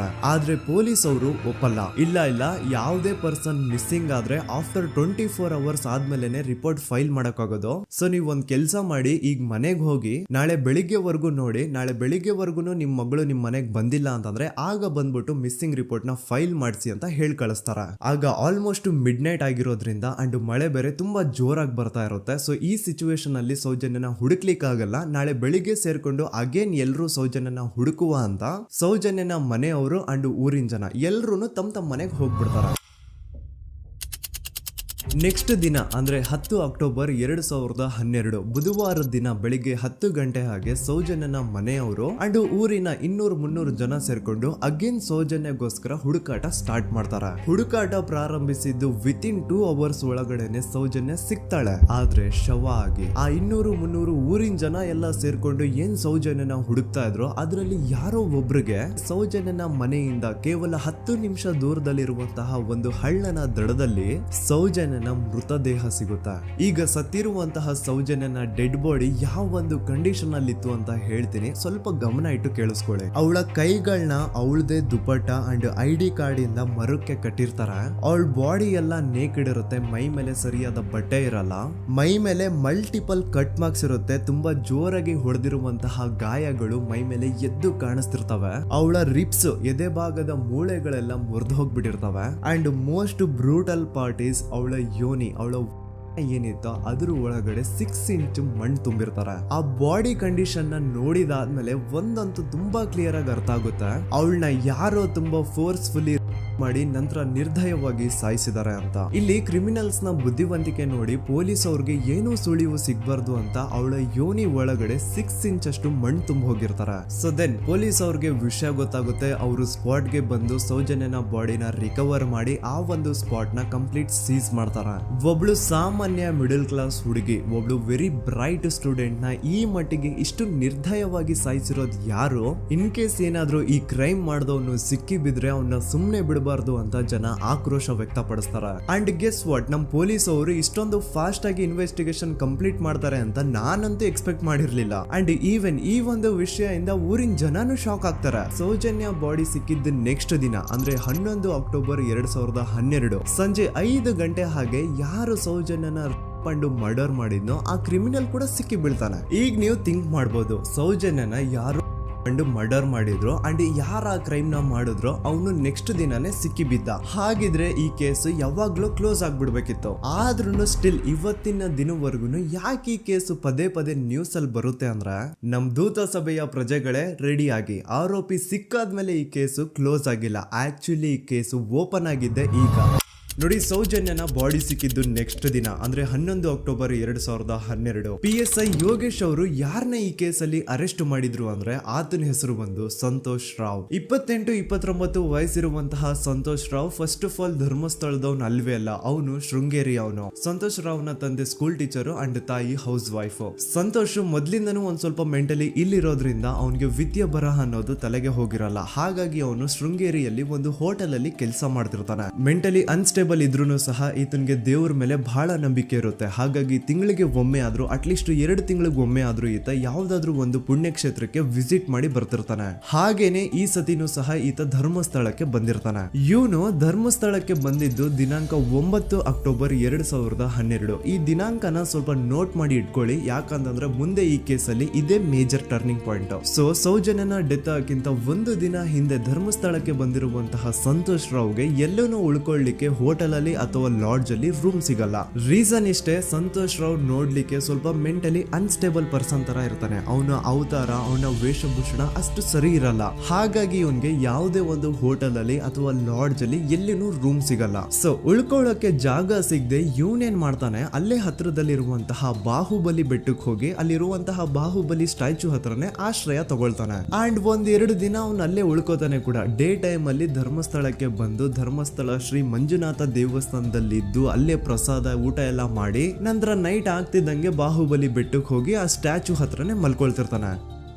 ಸೊ ಒಂದು ದಿನ ಅಂದ್ರೆ 11 ಅಕ್ಟೋಬರ್ 2012 ಸಂಜೆ 5 ಗಂಟೆ ಹಾಗೆ ಈ ಸಂತೋಷ್ ರಾವ್ ತನ್ನ ಪಾಡಿಗೆ ತಾನು ಆ ಬೆಟ್ಟದ ಮೇಲೆ ಕೂತ್ಕೊಂಡು ಸೀನರೀಸ್ ನ ಎಂಜಾಯ್ ಮಾಡ್ತಾ ಇರಬೇಕಾದ್ರೆ ಯಾರೋ ಅದೇ ಊರಿನ 5 ಜನ ಕಿಡಿಗೇಡಿಗಳು ಬಂದು ಇವನ್ ಹತ್ರ ಜಗಳ ತೆಗಿತಾರ. ಈ 5 ಜನ ಯಾರು ಅಂತ ನಂತರ ಹೇಳ್ತೀನಿ. ಸೊ ಈ 5 ಜನ ಕಿಡಿಗೇಡಿಗಳು ಸಂತೋಷ್ ರಾವ್ ಹತ್ರ ಜಗಳ ತೆಗೆದು ಅವನ್ನ ಅವಾಚ್ಯ ಶಬ್ದಗಳಿಂದ ಬೈದು ಅವನ್ನ ಹೊಡೆದು, ಅಷ್ಟೇ ಸಾಲದೆ ಆ 5 ಜನ ಸಂತೋಷ್ ರಾವ್ನ ಪೊಲೀಸ್ ಸ್ಟೇಷನ್ಗೆ ಎಳ್ಕೊಂಡ್ ಬಂದು ಇವನು ನಾವು ಬಾಹುಬಲಿ ಬೆಟ್ಟಕ್ಕೆ ಅಂತ ಹೋಗಿದ್ರೆ ಅಲ್ಲಿ ನಮ್ಮ ಮೇಲೆ ಅಟ್ಯಾಕ್ ಮಾಡ್ದ, ಇವ್ನು ನೋಡ್ಲಿಕ್ಕೂ ಸಹ ಒಳ್ಳೆ ಸೈಕೋ ಕಿಲ್ಲರ್ ಇದ್ದಂಗಿದಾನೆ, ನಮ್ಗೆ ಯಾಕೋ ನಿನ್ನೆ ನಮ್ಮ ಊರಲ್ಲಿ ನಡೆದಿರುವಂತಹ ಘಟನೆ ಆ ಸೌಜನ್ಯನ ಪಂಡು ಮರ್ಡರ್ ಇವನೇ ಮಾಡಿದಾನೆ ಅಂತ ಡೌಟ್ ಬರ್ತಿದೆ ಅಂತ ಆ 5 ಜನ ಕಿಡಿಗೇಡಿಗಳು ಸಂತೋಷ್ ರಾವ್ನ ಪೊಲೀಸ್ ಅವ್ರ ಹತ್ರ ಹಾಕೊಡ್ತಾರ. ಅಂಡ್ ಪೊಲೀಸ್ ಅವ್ರು ಕೂಡ ಎಂತವ್ರು ನೋಡಿ, ಯಾರೋ 5 ಜನ ಕಿಡಿಗೇಡಿಗಳು ಬಂದು ಇವನೇ ಕೊಲೆ ಮಾಡಿದಾನೆ ಅಂತ ಹೇಳಿದ ತಕ್ಷಣ ಹಿಂದೆ ಮುಂದೆ ಕ್ರಾಸ್ ಚೆಕ್ ಮಾಡದೆ ಸಂತೋಷ್ ರಾವ್ನ ಅರೆಸ್ಟ್ ಮಾಡಿ ಸೌಜನ್ಯ ಕೇಸ್ನ ಆರೋಪಿ ಸಿಕ್ಕಿದಾನೆ ಅಂತ ಎಲ್ಲಾ ಕಡೆ ಘೋಷಣೆ ಮಾಡ್ಬಿಡ್ತಾರ. ಜನರಿಗೆ ಈ ಕಡೆ ಒಂಥರ ನೆಮ್ಮದಿ, ಓ ಬಿಡಪ್ಪ ನಮ್ ಪೊಲೀಸ್ ಅವ್ರಿಗೆ ತಮ್ಮ ಡ್ಯೂಟಿ ಮೇಲೆ ಎಷ್ಟೊಂದು ನಿಷ್ಠೆ ಇದೆ, ಒಂದೇ ದಿನದಲ್ಲಿ ಆರೋಪಿನ ಹಿಡಿದ್ಬಿಟ್ರಲ್ಲ ಅಂತ ಪೊಲೀಸ್ ಅವ್ರ ಮೇಲೆ ಫುಲ್ ಒಂಥರ ಹೊಗಳ್ತಾ ಇರ್ತಾರೆ. ಆದ್ರೆ ಪಾಪ ಜನರಿಗೆ ಎಲ್ಲಿ ಗೊತ್ತಿತ್ತು ಈ ಕೇಸ್ ನ ರಿಯಲ್ ಆರೋಪಿ ಬೇರೆ ಯಾರೋ ಇದಾರೆ, ಪೊಲೀಸ್ ಅವರೇ ಈ ಕೇಸ್ ನ ಮಿಸ್ಲೀಡ್ ಮಾಡೋದಕ್ಕೆ ಸುಮ್ನೆ ಸಂತೋಷ್ ನ ಅರೆಸ್ಟ್ ಮಾಡಿದ್ದಾರೆ ಅಂತ. ಸೊ ಸಂತೋಷ್ ರಾವ್ ಒಂದು ಹುಡುಗಿಯ ರೇಪ್ ಅಂಡ್ ಮರ್ಡರ್ ಕೇಸ್ ಅಲ್ಲಿ ಅರೆಸ್ಟ್ ಆಗಿದ್ದಾನೆ ಅನ್ನೋ ವಿಷಯ ಸಂತೋಷ್ ನ ತಾಯಿಗೆ ಗೊತ್ತಾದಾಗ ಅವ್ರ ಪಾಪ ನೋವಲ್ಲಿ ಕುರ್ಗಿ ಸಾಯ್ತಾರ. ಅಂಡ್ ಇನ್ನು ಅವ್ರ ತಂದೆ ಒಂದು ಕಡೆ ಪಾಪ ಹೆಂಡತಿನ ಕಳ್ಕೊಂಡಿರುವಂತಹ ನೋವು, ಇನ್ನೊಂದು ಕಡೆ ಮಗ ನೋಡಿದ್ರೆ ಯಾವ್ದೋ ಫಾಲ್ಸ್ ಕೇಸ್ ಅಲ್ಲಿ ಅರೆಸ್ಟ್ ಆಗಿದ್ದಾನೆ. ಈ ಕಡೆ ಕೇಸ್ ನ ಇನ್ವೆಸ್ಟಿಗೇಷನ್ ನಡೀತಾ ಇದೆ. ಅಂಡ್ ಇಲ್ಲಿ ನಾನು PSI ಯೋಗೇಶ್ ಅವ್ರ ಬಗ್ಗೆ ಅಂತೂ ಮೆನ್ಷನ್ ಮಾಡ್ಲೇಬೇಕು. ಈ ಪೊಲೀಸ್ ಆಫೀಸರು ಗೊತ್ತಿದ್ದು ಈ ತಪ್ಪನ ಮಾಡಿದ್ರು ಅಥವಾ ಗೊತ್ತಿಲ್ದೇನೆ ಈ ತಪ್ಪನ ಮಾಡಿದ್ರು ನನ್ಗಂತೂ ಗೊತ್ತಿಲ್ಲ. ಸೊ ಇವ್ರು ಏನ್ ಮಾಡ್ತಾರೆ ಅಂತಂದ್ರೆ, ಸೌಜನ್ಯನ ಬಾಡಿನ ಪೋಸ್ಟ್ ಮಾರ್ಟಮ್ ಗೆ ಕಳಿಸಿದಾಗ ಡಾಕ್ಟರ್ಸ್ ಹಂಗೋ ಹಿಂಗೋ ಮಾಡಿ ಇಂದ ಕೆಲವೊಂದು ಸ್ಪರ್ಮ್ ನ ಸ್ಯಾಂಪಲ್ಸ್ ಕಲೆಕ್ಟ್ ಮಾಡ್ತಾರೆ. ಅದನ್ನ ಅವರು PSI ಯೋಗೇಶ್ಗೆ ಕೊಟ್ಟು ಇದನ್ನ ವಿತಿನ್ 72 ಅವರ್ಸ್ ಒಳಗಡೆ ಇನ್ನೊಂದು ಲ್ಯಾಬ್ ಗೆ ಸಬ್ಮಿಟ್ ಮಾಡಿ ಅಂತ ತುಂಬಾ ಕ್ಲಿಯರ್ ಆಗಿ ಹೇಳ್ತಾರೆ. ಆದ್ರೆ PSI ಯೋಗೇಶ್ ಆ ಸ್ಪರ್ಮ್ ಸ್ಯಾಂಪಲ್ಸ್ ನ ವಿತಿನ್ 72 ಅವರ್ಸ್ ಒಳಗಡೆ ಲ್ಯಾಬ್ ಕಳ್ಸೋದಿರ್ಲಿ, ಅದನ್ನ 12 ದಿನ ಆದ್ಮೇಲೆ ಲ್ಯಾಬ್ ಕಳಿಸ್ತಾರೆ. ಅಷ್ಟೊತ್ತಿಗೆ ಆಲ್ರೆಡಿ ಆ ಸ್ಪರ್ಮ್ ಸ್ಯಾಂಪಲ್ಸ್ ಗೆಲ್ಲ ಫಂಗಸ್ ಹಿಡಿದು ಅದು ಅನ್ಫಿಟ್ ಫಾರ್ ಟೆಸ್ಟಿಂಗ್ ಅಂತ ಬರುತ್ತೆ. ಈಗ ನೀವೇ ಹೇಳಿ, ಎಂತ ಡಂಬೆಸ್ಟ್ ಪರ್ಸನ್ ಪೊಲೀಸ್ ಆಫೀಸರ್ ಆಗಿದ್ರು ಅವನ ಹತ್ರ ಒಂದು ಮರ್ಡರ್ ಕೇಸ್ ಬಂದಾಗ ಅವನ ಹತ್ರ ಇರೋ ಮೇನ್ ಸಾಕ್ಷಿನೇ, ಮೇನ್ ಎವಿಡೆನ್ಸ್ ಆ ಹುಡುಗಿಯ ಇಂದ ಕಲೆಕ್ಟ್ ಆಗುವಂತಹ ಸ್ಪರ್ಮ್ ಸ್ಯಾಂಪಲ್ಸ್. ಸೊ ಅದನ್ನ ಮೊದಲು ಲ್ಯಾಬ್ ಕಳಿಸಿ ಅದನ್ನ ಐಡೆಂಟಿಫೈ ಮಾಡೋದು ಪೊಲೀಸ್ ಅವರ ಫಸ್ಟ್ ಡ್ಯೂಟಿ. ಆದ್ರೆ ಇಲ್ಲಿ PSI ಯೋಗೇಶ್ ಅವರು ಇದನ್ನೇ ಮರ್ತು ಹೋದ್ರು ಅಂತ ನೋಡಿ. ಯಾವುದೇ ಒಂದು ಕೇಸ್ ಅಲ್ಲಿ ಪೊಲೀಸ್ ಅವರು ಆದಷ್ಟು ಎವಿಡೆನ್ಸ್ ನ ಕಲೆಕ್ಟ್ ಮಾಡೋದಕ್ಕೆ ಟ್ರೈ ಮಾಡ್ತಾರೆ. ಆದ್ರೆ ಈ ಒಂದು ಕೇಸ್ ಅಲ್ಲಿ ಮಾತ್ರ ಪೊಲೀಸ್ ಅವರು ಎವಿಡೆನ್ಸ್ ನ ಕಲೆಕ್ಟ್ ಮಾಡೋ ಬದಲಾಗಿ ಎವಿಡೆನ್ಸ್ ನ ಡಿಸ್ಟ್ರಾಯ್ ಮಾಡೋದ್ರಲ್ಲಿ ಮುಂದೆ ಇದ್ರು. ಅಷ್ಟೇ ಅಲ್ಲದೆ ಈ ಪೊಲೀಸ್ ಆಫೀಸರ್ ಸೇರ್ಕೊಂಡು ಸಂತೋಷ್ ರಾವ್ಗೆ ಸೆಲ್ ಅಲ್ಲಿ ಎಂತ ಟಾರ್ಚರ್, ಎಂತ ಹಿಂಸೆ ಕೊಡ್ತಾರೆ ಅಂದ್ರೆ ನೆನ್ಸ್ಕೊಂಡ್ರೆ ಮೈ ಜುಮ್ ಅನ್ನುತ್ತ. ಹೊಡಿಯೋದು, ಕೆಟ್ಟದಾಗ ಬೈಯೋದು, ಇದೆಲ್ಲ common. Most brutal part is Santosh ರಾವ್ನ ಪ್ಯಾಂಟ್ ಬಿಚ್ಚಿ ಅವನ ಪ್ರೈವೇಟ್ ಪಾರ್ಟ್ ಮೇಲೆ ಬಿಸಿ ಬಿಸಿ ಕುದೀತಾ ಇರುವಂತಹ ನೀರ್ ಚಲ್ತಾರ. ಈ ಕ್ರೈಮ್ ನೀನೇ ಮಾಡಿದ್ಯಾ ಅಂತ ಒಪ್ಕೋ, ಇಲ್ಲ ಅಂತಂದ್ರೆ ನಿನ್ನ ಸೆಲ್ ಒಳಗಡೆನೆ ಸಾಯಿಸ್ಬಿಡ್ತೀವಿ, ನಿನ್ನ ತಂದೆ ತಾಯಿ ಎಲ್ರು ಸಾಯಿಸ್ಬಿಡ್ತೀವಿ ಅಂತ ಬ್ಲಾಕ್ ಮೇಲ್ ಮಾಡ್ತಾರ. ನೋಡಿ, ಸಂತೋಷ್ ರಾವ್ ಜಾಗದಲ್ಲಿ ನನ್ನಂತ ನಿಮ್ಮಂತ ನಾರ್ಮಲ್ ಪರ್ಸನ್ ಯಾರಾದ್ರೂ ಇದ್ದಿದ್ರೆ ಪೊಲೀಸ್ ಅವರು ಕೊಡ್ತಿರುವಂತಹ ಹಿಂಸೆನ ತಡ್ಕೊಳಕ್ಕಾಗದೆ ಆ ಕ್ರೈಮ್ ಮಾಡಿಲ್ಲ ಅಂದ್ರೂ ಮಾಡಿದೀನಿ ಅಂತ ಒಪ್ಕೊಬಿಡ್ತಾ ಇದ್ವಿ. ಆದ್ರೆ ಸಂತೋಷ್ ರಾವ್ ಮೆಂಟಲಿ ಇಲ್ಲಿರೋದೇ ಅವನ್ಗೆ ಅಡ್ವಾಂಟೇಜ್ ಆಗೋಯ್ತು. ಪೊಲೀಸ್ಗಳು ಸಂತೋಷ್ ರಾವ್ಗೆ ಎಷ್ಟೇ ಹೊಡೆದ್ರು, ಎಷ್ಟೇ ಬೈದ್ರು, ಎಷ್ಟೇ ಬ್ಲಾಕ್ ಮೇಲ್ ಮಾಡಿದ್ರು ಸಂತೋಷ್ ರಾವ್ ಬಾಯಲ್ಲಿ ನಾನ್ ಈ ಕ್ರೈಮ್ ನ ಮಾಡಿಲ್ಲ ಅಂತಾನೆ ಬರುತ್ತೆ ಹೊರತು ಆ ಕ್ರೈಮ್ ನ ಅವನು ಒಪ್ಕೊಳ್ಳೋದೇ ಇಲ್ಲ. ದೆನ್ ಕೋರ್ಟ್ ಟ್ರಯಲ್ಸ್ ಸ್ಟಾರ್ಟ್ ಆಗುತ್ತೆ. ಈ ಕ್ರೈಮ್ ನ ಸಂತೋಷೇ ಮಾಡಿದಾನೆ ಅಂತ ಸೌಜನ್ಯ ಕಡೆಯ ಲಾಯರ್ ವಾದ ಮಾಡ್ತಾನೆ. ಅದಕ್ಕೆ ಆಪೋಸಿಟ್ ಆಗಿ ಸಂತೋಷ್ ರಾವ್ ಕಡೆಯಿಂದ ಒಬ್ರು ಲಾಯರ್ ಇಲ್ಲ, ಸಂತೋಷ್ ರಾವ್ ಈ ಕ್ರೈಮ್ ನ ಮಾಡ್ಲಿಕ್ಕೆ ಸಾಧ್ಯನೇ ಇಲ್ಲ ಅಂತ ವಾದ ಮಾಡ್ತಿರ್ತಾರೆ. ಅಂಡ್ ಕೋರ್ಟ್ ಇಂದ ಆಚೆಗಡೆ ಸಂತೋಷ್ ರಾವ್ ನ ಅಗೇನ್ಸ್ಟ್ ಸ್ಟೂಡೆಂಟ್ಸ್ ಪ್ರೊಟೆಸ್ಟ್ ನಡೆಯುತ್ತೆ, ಪಬ್ಲಿಕ್ ಪ್ರೊಟೆಸ್ಟ್ ನಡೆಯುತ್ತೆ. ಅರೆಸ್ಟ್ ಆಗಿರುವಂತಹ ಸಂತೋಷ್ ರಾವ್ಗೆ ಗಲ್ಲಿಗೇರಿಸ್ರಿ ಅಂತ ಅವ್ರು ಡಿಮ್ಯಾಂಡ್ ಮಾಡ್ತಿರ್ತಾರೆ. ಸೊ ಹೀಗೆ ಒಂದು 2-3 ವರ್ಷ ಕಳೆದು ಹೋಗುತ್ತೆ. ನಂತರ ಒಂದು ಕೋರ್ಟ್ ಟ್ರಯಲ್ ಅಲ್ಲಿ ಸಂತೋಷ್ ರಾವ್ ಪರವಾಗಿ ಹೋರಾಡ್ತಿದ್ದಂತಹ ಲಾಯರ್ ಯಾಕೆ ಈ ಕೇಸ್ ಅಲ್ಲಿ ಸಂತೋಷ್ ಆರೋಪಿ ಅಲ್ಲ ಅಂತ ಪ್ರೂವ್ ಮಾಡ್ಲಿಕ್ಕೆ ಕೆಲವೊಂದು ಪಾಯಿಂಟ್ಸ್ ನ ಮುಂದೆ ಇಡ್ತಾರೆ. ಅದೇನಂತಂದ್ರೆ, ಮೊದಲನೇದಾಗಿ ಸಂತೋಷ್ ರಾವ್ ಈ ಕ್ರೈಮ್ ನ ಮಾಡಿದಾನೆ ಅಂತ ಒಬ್ರು ಒಂದು ಐ ವಿಟ್ನೆಸ್ ಇರಲ್ಲ. ಇನ್ನೊಂದೇನು ಅಂತಂದ್ರೆ, ಯಾವೊಂದು ಕಂಡೀಷನ್ ಅಲ್ಲಿ, ಯಾವೊಂದು ಬ್ರೂಟಲ್ ಕಂಡೀಷನ್ ಅಲ್ಲಿ ಸೌಜನ್ಯನ ಬಾಡಿ ಸಿಕ್ಕಿತ್ತೋ ಅದನ್ನ ಗಮನದಲ್ಲಿಟ್ಕೊಂಡು ಸ್ವಲ್ಪ ಪ್ರಾಕ್ಟಿಕಲ್ ಆಗಿ ಥಿಂಕ್ ಮಾಡಿದ್ರೆ ಆ ಒಂದು ಭೀಕರ ಕ್ರೈಮ್ ನ ಒಬ್ನೇ ಮಾಡ್ಲಿಕ್ಕೆ ಸಾಧ್ಯನೇ ಇಲ್ಲ. ಇನ್ನೊಂದು ಪಾಯಿಂಟ್ ಏನು ಅಂತಂದ್ರೆ, ಸೌಜನ್ಯನ ಇಂದ ಪೊಲೀಸ್ ಅವ್ರಿಗೆ ಯಾವುದೇ ಸ್ಪರ್ಮ್ ಸ್ಯಾಂಪಲ್ ಸಿಗ್ಬಾರ್ದು ಅಂತ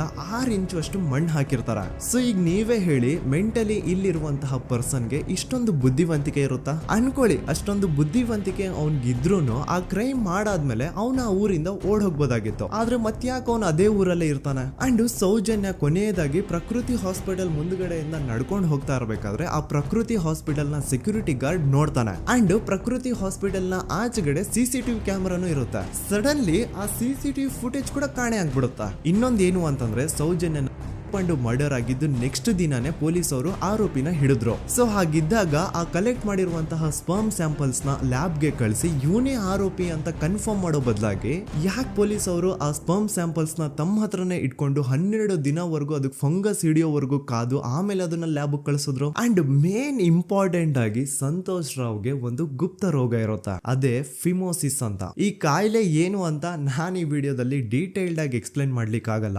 ಜಸ್ಟ್ ತಿಳ್ಕೊಳ್ಳಿ, ಈ ಒಂದು ಕಾಯಿಲೆ ಇರೋರು ಇಂಟಿಮಸಿ ಮಾಡ್ಲಿಕ್ಕೆ ಆಗಲ್ಲ. ಇನ್ ಕೇಸ್ ಮಾಡಿದ್ರು ಅವರು ಸುಖ ಅಲ್ಲ ನರಕ ಕಾಣ್ತಾರ.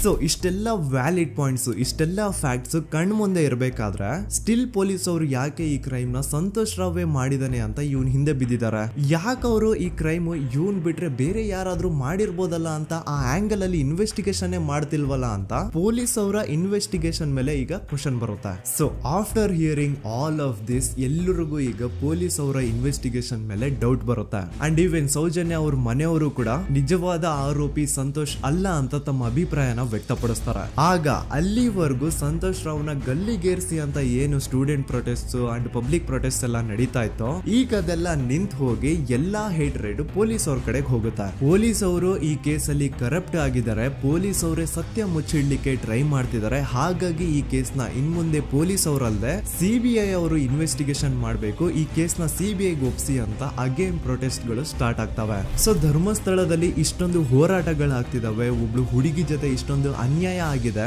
ಆದ್ರೂ ಸಹ ಧರ್ಮಾಧಿಕಾರಿ ಏನು ಮಾತೇ ಆಡ್ತಿಲ್ವಲ್ಲ ಈ ಹುಡುಗಿ ಬಗ್ಗೆ ಅಂತ ಜನರು ಪ್ರಶ್ನೆ ಮಾಡಿದಾಗ ಆಗ ಧರ್ಮಾಧಿಕಾರಿನೂ ಜನರು ಮುಂದೆ ಬಂದ್ಬಿಟ್ಟು ಈ ಕೇಸ್ನ ಸಿಬಿಐ ಒಪ್ಸಿ ಅಂತ ಹೋರಾಟ ಮಾಡ್ತಾರ. ನಂತರ ಈ ಒಂದು ಕೇಸು ಪೊಲೀಸ್ ಅವರಿಂದ ಸಿಬಿಐ ಕೈಗೆ ಹೋಗುತ್ತೆ. ಸಿಬಿಐ ಕೈಗೆ ಹೋಗಿದ ತಕ್ಷಣ ಇಲ್ಲೇನು ಸತ್ಯ ಹೊರಗೆ ಬಂದಿಲ್ಲ. ಆ ಸಿಬಿಐ ಅವರು 3-4 ವರ್ಷ ಟೈಮ್ ತಗೊಂಡು ಮತ್ತೆ ಈ ಒಂದು ಕೇಸ್ನ ರೀ ಇನ್ವೆಸ್ಟಿಗೇಷನ್ ಮಾಡ್ತಾರ. ಆದ್ರೆ ಅಲ್ಲೇನು ಇನ್ವೆಸ್ಟಿಗೇಷನ್ ಮಾಡ್ಲಿಕ್ಕೆ ಉಳ್ದೇ ಇರಲ್ಲ. ಆ ಪೊಲೀಸ್ ಅವರು ಅವ್ರ ಕೈಯಲ್ಲಿ ಈ ಕೇಸು ಇದ್ದಷ್ಟು ದಿನ ಎಷ್ಟಾಗುತ್ತೋ ಅಷ್ಟು ಎವಿಡೆನ್ಸ್ ನ ಡಿಸ್ಟ್ರಾಯ್ ಮಾಡ್ಬಿಟ್ಟಿರ್ತಾರ. ಸೊ ಹಾಗಾಗಿ ಅಲ್ಲಿ ಸಿಬಿಐ ಅವ್ರಿಗೆ ಇನ್ವೆಸ್ಟಿಗೇಷನ್ ಮಾಡ್ಲಿಕ್ಕೆ ಏನ್ ಉಳ್ದೇ ಇರಲ್ಲ. ಆದ್ರೂ ಸ್ಟಿಲ್ ಅವರು 3-4 ಇಯರ್ಸ್ ಟೈಮ್ ತಗೊಂಡು ನಂತರ ಫೈನಲಿ ಒಂದು ರಿಪೋರ್ಟ್ ನ ಕೋರ್ಟ್ ಗೆ ಸಬ್ಮಿಟ್ ಮಾಡ್ತಾರ. ಅಂಡ್ ಸಿಬಿಐ ಅವರು ಕೋರ್ಟ್ ಗೆ ಸಬ್ಮಿಟ್ ಮಾಡಿರುವಂತಹ ಆ ಒಂದು ರಿಪೋರ್ಟ್ ಅಲ್ಲಿ ಏನಿತ್ತು ಅಂದ್ರೆ ಸಿಬಿಐ ಇನ್ವೆಸ್ಟಿಗೇಷನ್ ಕನ್ಫರ್ಮ್ಸ್ ದಟ್ ಈ ಒಂದು ಕ್ರೈಮ್ ನ ಸಂತೋಷ್ ರಾವ್ ಮಾಡಿದಾನೆ ಅಂತ. ಆದ್ರೆ ಐರಾನಿ ಈಸ್ ಇದೇ ಒಂದು ರಿಪೋರ್ಟ್ ಅಲ್ಲಿ ಇವ್ರು ಏನ್ ಹೇಳ್ತಾರೆ ಅಂದ್ರೆ ಅವ್ರಿಗೆ ಯಾವುದೇ ತರ ಎವಿಡೆನ್ಸ್ ಸಿಕ್ಕಿಲ್ಲ ಅಂತ. ಯಾಕಂದ್ರೆ ಈ ಸೌಜನ್ಯ ಕೇಸು ಪೊಲೀಸ್ ಅವ್ರ ಕೈಯಲ್ಲಿ ಇದ್ದಾಗ ಪೊಲೀಸ್ ಅವರು ತಮ್ಮ ನಿರ್ಲಕ್ಷ್ಯದಿಂದ ಎಲ್ಲಾ ಎವಿಡೆನ್ಸ್ ನ ಕಳ್ಕೊಂಡ್ಬಿಟ್ಟಿರ್ತಾರೆ. ಅಂತದ್ರಲ್ಲಿ ಯಾವ ಒಂದು ಆಧಾರದ ಮೇಲೆ ಇವರು ಸಂತೋಷ್ ರಾವ್ ಈ ಕ್ರೈಮ್ ನ ಮಾಡಿದ್ದಾರೆ ಅಂತ ಕ್ವಶನ್ ಮಾಡಿದಾಗ ಸಿಬಿಐ ಅವ್ರ ಕಡೆಯಿಂದ ನೋ ಆನ್ಸರ್. ನೋಡಿ, ಮೊದ್ಲು ಈ ಒಂದು ಕೇಸ್ ನ ಪೊಲೀಸ್ ಅವರು ಇನ್ವೆಸ್ಟಿಗೇಷನ್ ಮಾಡಿ ನಂತರ ಈ ಒಂದು ಕೇಸು ಸಿಬಿಐ ಅವ್ರ ಕೈಗೆ ಹೋಗಿ ಅವರು 3-4 ವರ್ಷ ಟೈಮ್ ತಗೊಂಡು ಇನ್ವೆಸ್ಟಿಗೇಷನ್ ಮಾಡಿ ದೆನ್ ಫೈನಲ್ ರಿಪೋರ್ಟ್ ನ ಕೋರ್ಟ್ ಗೆ ಸಬ್ಮಿಟ್ ಮಾಡೋಷ್ಟ್ರಲ್ಲಿ ಸುಮಾರು 5-6 ವರ್ಷ ಕಳೆದು ಹೋಗಿರುತ್ತೆ. ಅಂಡ್ ಸ್ಟಿಲ್ ಈ ಒಂದು ಕೇಸಲ್ಲಿ ಏನೂ ಕನ್ಕ್ಲೂಷನ್ ಸಿಕ್ಕಿರಲ್ಲ. ಎವ್ರಿ ಇಯರ್ ಸೌಜನ್ಯನ ಬರ್ತ್ಡೇ ಇದ್ದಾಗ ಅಥವಾ ತಿಥಿ ಇದ್ದಾಗ ಅವಳನ್ನ ನೆನೆಸ್ಕೊಂಡು ಅವಳ ಹೆಸರಲ್ಲಿ public protest and student protest ನಡೀತಾನೆ ಇರ್ತವೆ. ಸೊ ಒಂದು ದಿನ ಈ ಒಂದು ಪ್ರೊಟೆಸ್ಟ್ ಗಳ ನ್ಯೂಸ್ ಗಿರೀಶ್ ಮುಟ್ಟಣ್ಣನವರ ಗಮನಕ್ಕೆ ಬರುತ್ತೆ. ಯಾರು ಈ ಗಿರೀಶ್ ಮುಟ್ಟಣ್ಣನವರ್ ಅಂದ್ರೆ ಇವರು very honest X police man. ನೀವು ನಂಬಲ್ಲ, ಇವ್ರು ಪೊಲೀಸ್ ಆಫೀಸರ್ ಇದ್ದಾಗ ಪಬ್ಲಿಕ್ ಅಲ್ಲಿ ಒಬ್ಬ MLA ಹೊಡೆದಿರ್ತಾರ. ಅಷ್ಟೇ ಅಲ್ಲ, ಪೊಲೀಸ್ ಡಿಪಾರ್ಟ್ಮೆಂಟ್ ಅಲ್ಲಿ ಕರಪ್ಷನ್ ಇದೆ, ಕರಪ್ಷನ್ ಇದ್ದಿದ್ ಕಡೆ ನಾನ್ ಇರಲ್ಲ ಅಂತ ಹೇಳ್ಬಿಟ್ಟು ತಮ್ಮ ಪೊಲೀಸ್ ಡ್ಯೂಟಿನ ಬಿಟ್ಬಿಟ್ಟು ಈಗ ಸಮಾಜದಲ್ಲಿ ಏನೇ ಅನ್ಯಾಯ ಆಗಿದ್ರು ಅದ್ರ ಅಗೇನ್ಸ್ಟ್ ವಾಯ್ಸ್ ರೈಸ್ ಮಾಡ್ತಿದಾರ. ಸೊ ಈ ಗಿರೀಶ್ ಮುಟ್ಟಣ್ಣನವರಿಗೆ ಸೌಜನ್ಯ ಕೇಸ್ ಬಗ್ಗೆ ಗೊತ್ತಾದಾಗ ಅವ್ರಿಗೆ ಈ ಕೇಸು ತುಂಬಾನೇ ಕಾಡುತ್ತೆ. ಅಲ್ಲ, ಇಷ್ಟೊಂದು ವರ್ಷಗಳಾಗೋಯ್ತು ಆ ಹುಡುಗಿ ಜೊತೆ ಅನ್ಯಾಯ ಆಗಿ, ಸ್ಟಿಲ್ ಈ ಒಂದು ಕೇಸ್ ನ ಕನ್ಕ್ಲೂಷನ್ ಸಿಕ್ತಿಲ್ವಲ್ಲ, ಏನ್ ನಡೀತಿದೆ ಧರ್ಮಸ್ಥಳದಲ್ಲಿ ಅರ್ಥ ಆಗ್ತಿಲ್ವಲ್ಲ ಅಂತ ಈ ಗಿರೀಶ್ ಅವರು ತಮ್ಮ ಹಳೆ ಪೊಲೀಸ್ ಕಾಂಟ್ಯಾಕ್ಟ್ಸ್ ನ ಯೂಸ್ ಮಾಡ್ಕೊಂಡು ಆ ಸೌಜನ್ಯ ಕೇಸ್ ಫೈಲ್ ನ ಒಂದು ಕಾಪಿನ ತಮ್ಮ ಹತ್ರ ತರಿಸ್ಕೋತಾರ. ಆ ಒಂದು ಕೇಸ್ ಫೈಲ್ ಅಲ್ಲಿ ಸೌಜನ್ಯ ಬಗ್ಗೆ ಅಷ್ಟೇ ಅಲ್ಲದೆ ಸಂತೋಷ್ ರಾವ್ ಬಗ್ಗೆನೂ ಇನ್ಫಾರ್ಮೇಶನ್ ಇರುತ್ತೆ. ಅಂಡ್ ಗಿರೀಶ್ ಅವರು ಸಂತೋಷ್ ಬಗ್ಗೆ ಇರುವಂತಹ ಇನ್ಫಾರ್ಮೇಶನ್ ನೋಡ್ತಾ ಇರ್ಬೇಕಾದ್ರೆ ಅವರು ಒಂದು ವಿಷಯನ ನೋಟಿಸ್ ಮಾಡ್ತಾರ. ಅದೇನಂತಂದ್ರೆ ಪೊಲೀಸ್ ಅವರು ಸಂತೋಷ್ ರಾವ್ನ ಬರೀ ಸೌಜನ್ಯ ಕೇಸಲ್ಲಿ ಒಂದೇ ಫಿಟ್ ಮಾಡಿರಲ್ಲ, ಸೌಜನ್ಯ ಸಾಯೋಕ್ಕಿಂತ 20 ದಿನ ಹಿಂದೆ ಧರ್ಮಸ್ಥಳದಲ್ಲೇ ನಡೆದಿರುವಂತಹ ಒಂದು ಕ್ರೈಮ್ ಅಲ್ಲಿನೂ ಸಹ ಸಂತೋಷ್ ರಾವ್ ಆರೋಪಿ ಅಂತ ಮೆನ್ಷನ್ ಮಾಡಿರ್ತಾರ. ಸೊ ಸೌಜನ್ಯ ಕೇಸ್ ಬಿಟ್ಟು ಆ ಇನ್ನೊಂದು ಕೇಸ್ ಯಾವುದು, ಅದಕ್ಕೂ ಸಂತೋಷ್ಗೂ ಏನ್ ಸಂಬಂಧ, ಅದ್ರಲ್ಲಿ ಯಾಕೆ ಸಂತೋಷ್ನ ಪೊಲೀಸ್ ಅವರು ಫಿಟ್ ಮಾಡಿದ್ರು ಅಂತ ಪ್ರತಿಯೊಂದು ಹೇಳ್ತೀನಿ. ಆದ್ರೆ ನಾನಿಲ್ಲಿ ಯಾರ್ದು ರಿಯಲ್ ನೇಮ್ಸ್ ನ ಬಳಸಲ್ಲ. ಯಾಕಂದ್ರೆ ಮುಂದೆ ಕೇಸಲ್ಲಿ ತುಂಬಾ ದೊಡ್ಡ ಪವರ್ಫುಲ್ ವ್ಯಕ್ತಿಗಳ ಹೆಸರುಗಳು ಬರ್ತವೆ. ಅಂಡ್ ನನ್ ವಿಡಿಯೋ ಯೂಟ್ಯೂಬ್ ಇಂದ ಡಿಲೀಟ್ ಆಗೋದು ನನ್ಗೆ ಇಷ್ಟ ಇಲ್ಲ. ಹಾಗಾಗಿ ನಾನಿಲ್ಲಿ ಯಾರ್ದು ರಿಯಲ್ ನೇಮ್ಸ್ ನ ಬಳಸ್ತಿಲ್ಲ. ಬಟ್ ಯಾರ ಬಗ್ಗೆ ಹೇಳ್ತಿದ್ದೀನಿ ಅಂತ ಒಂದ್ ಸ್ವಲ್ಪ ನೀವೇ ಅರ್ಥ ಮಾಡ್ಕೊಳ್ಳಿ.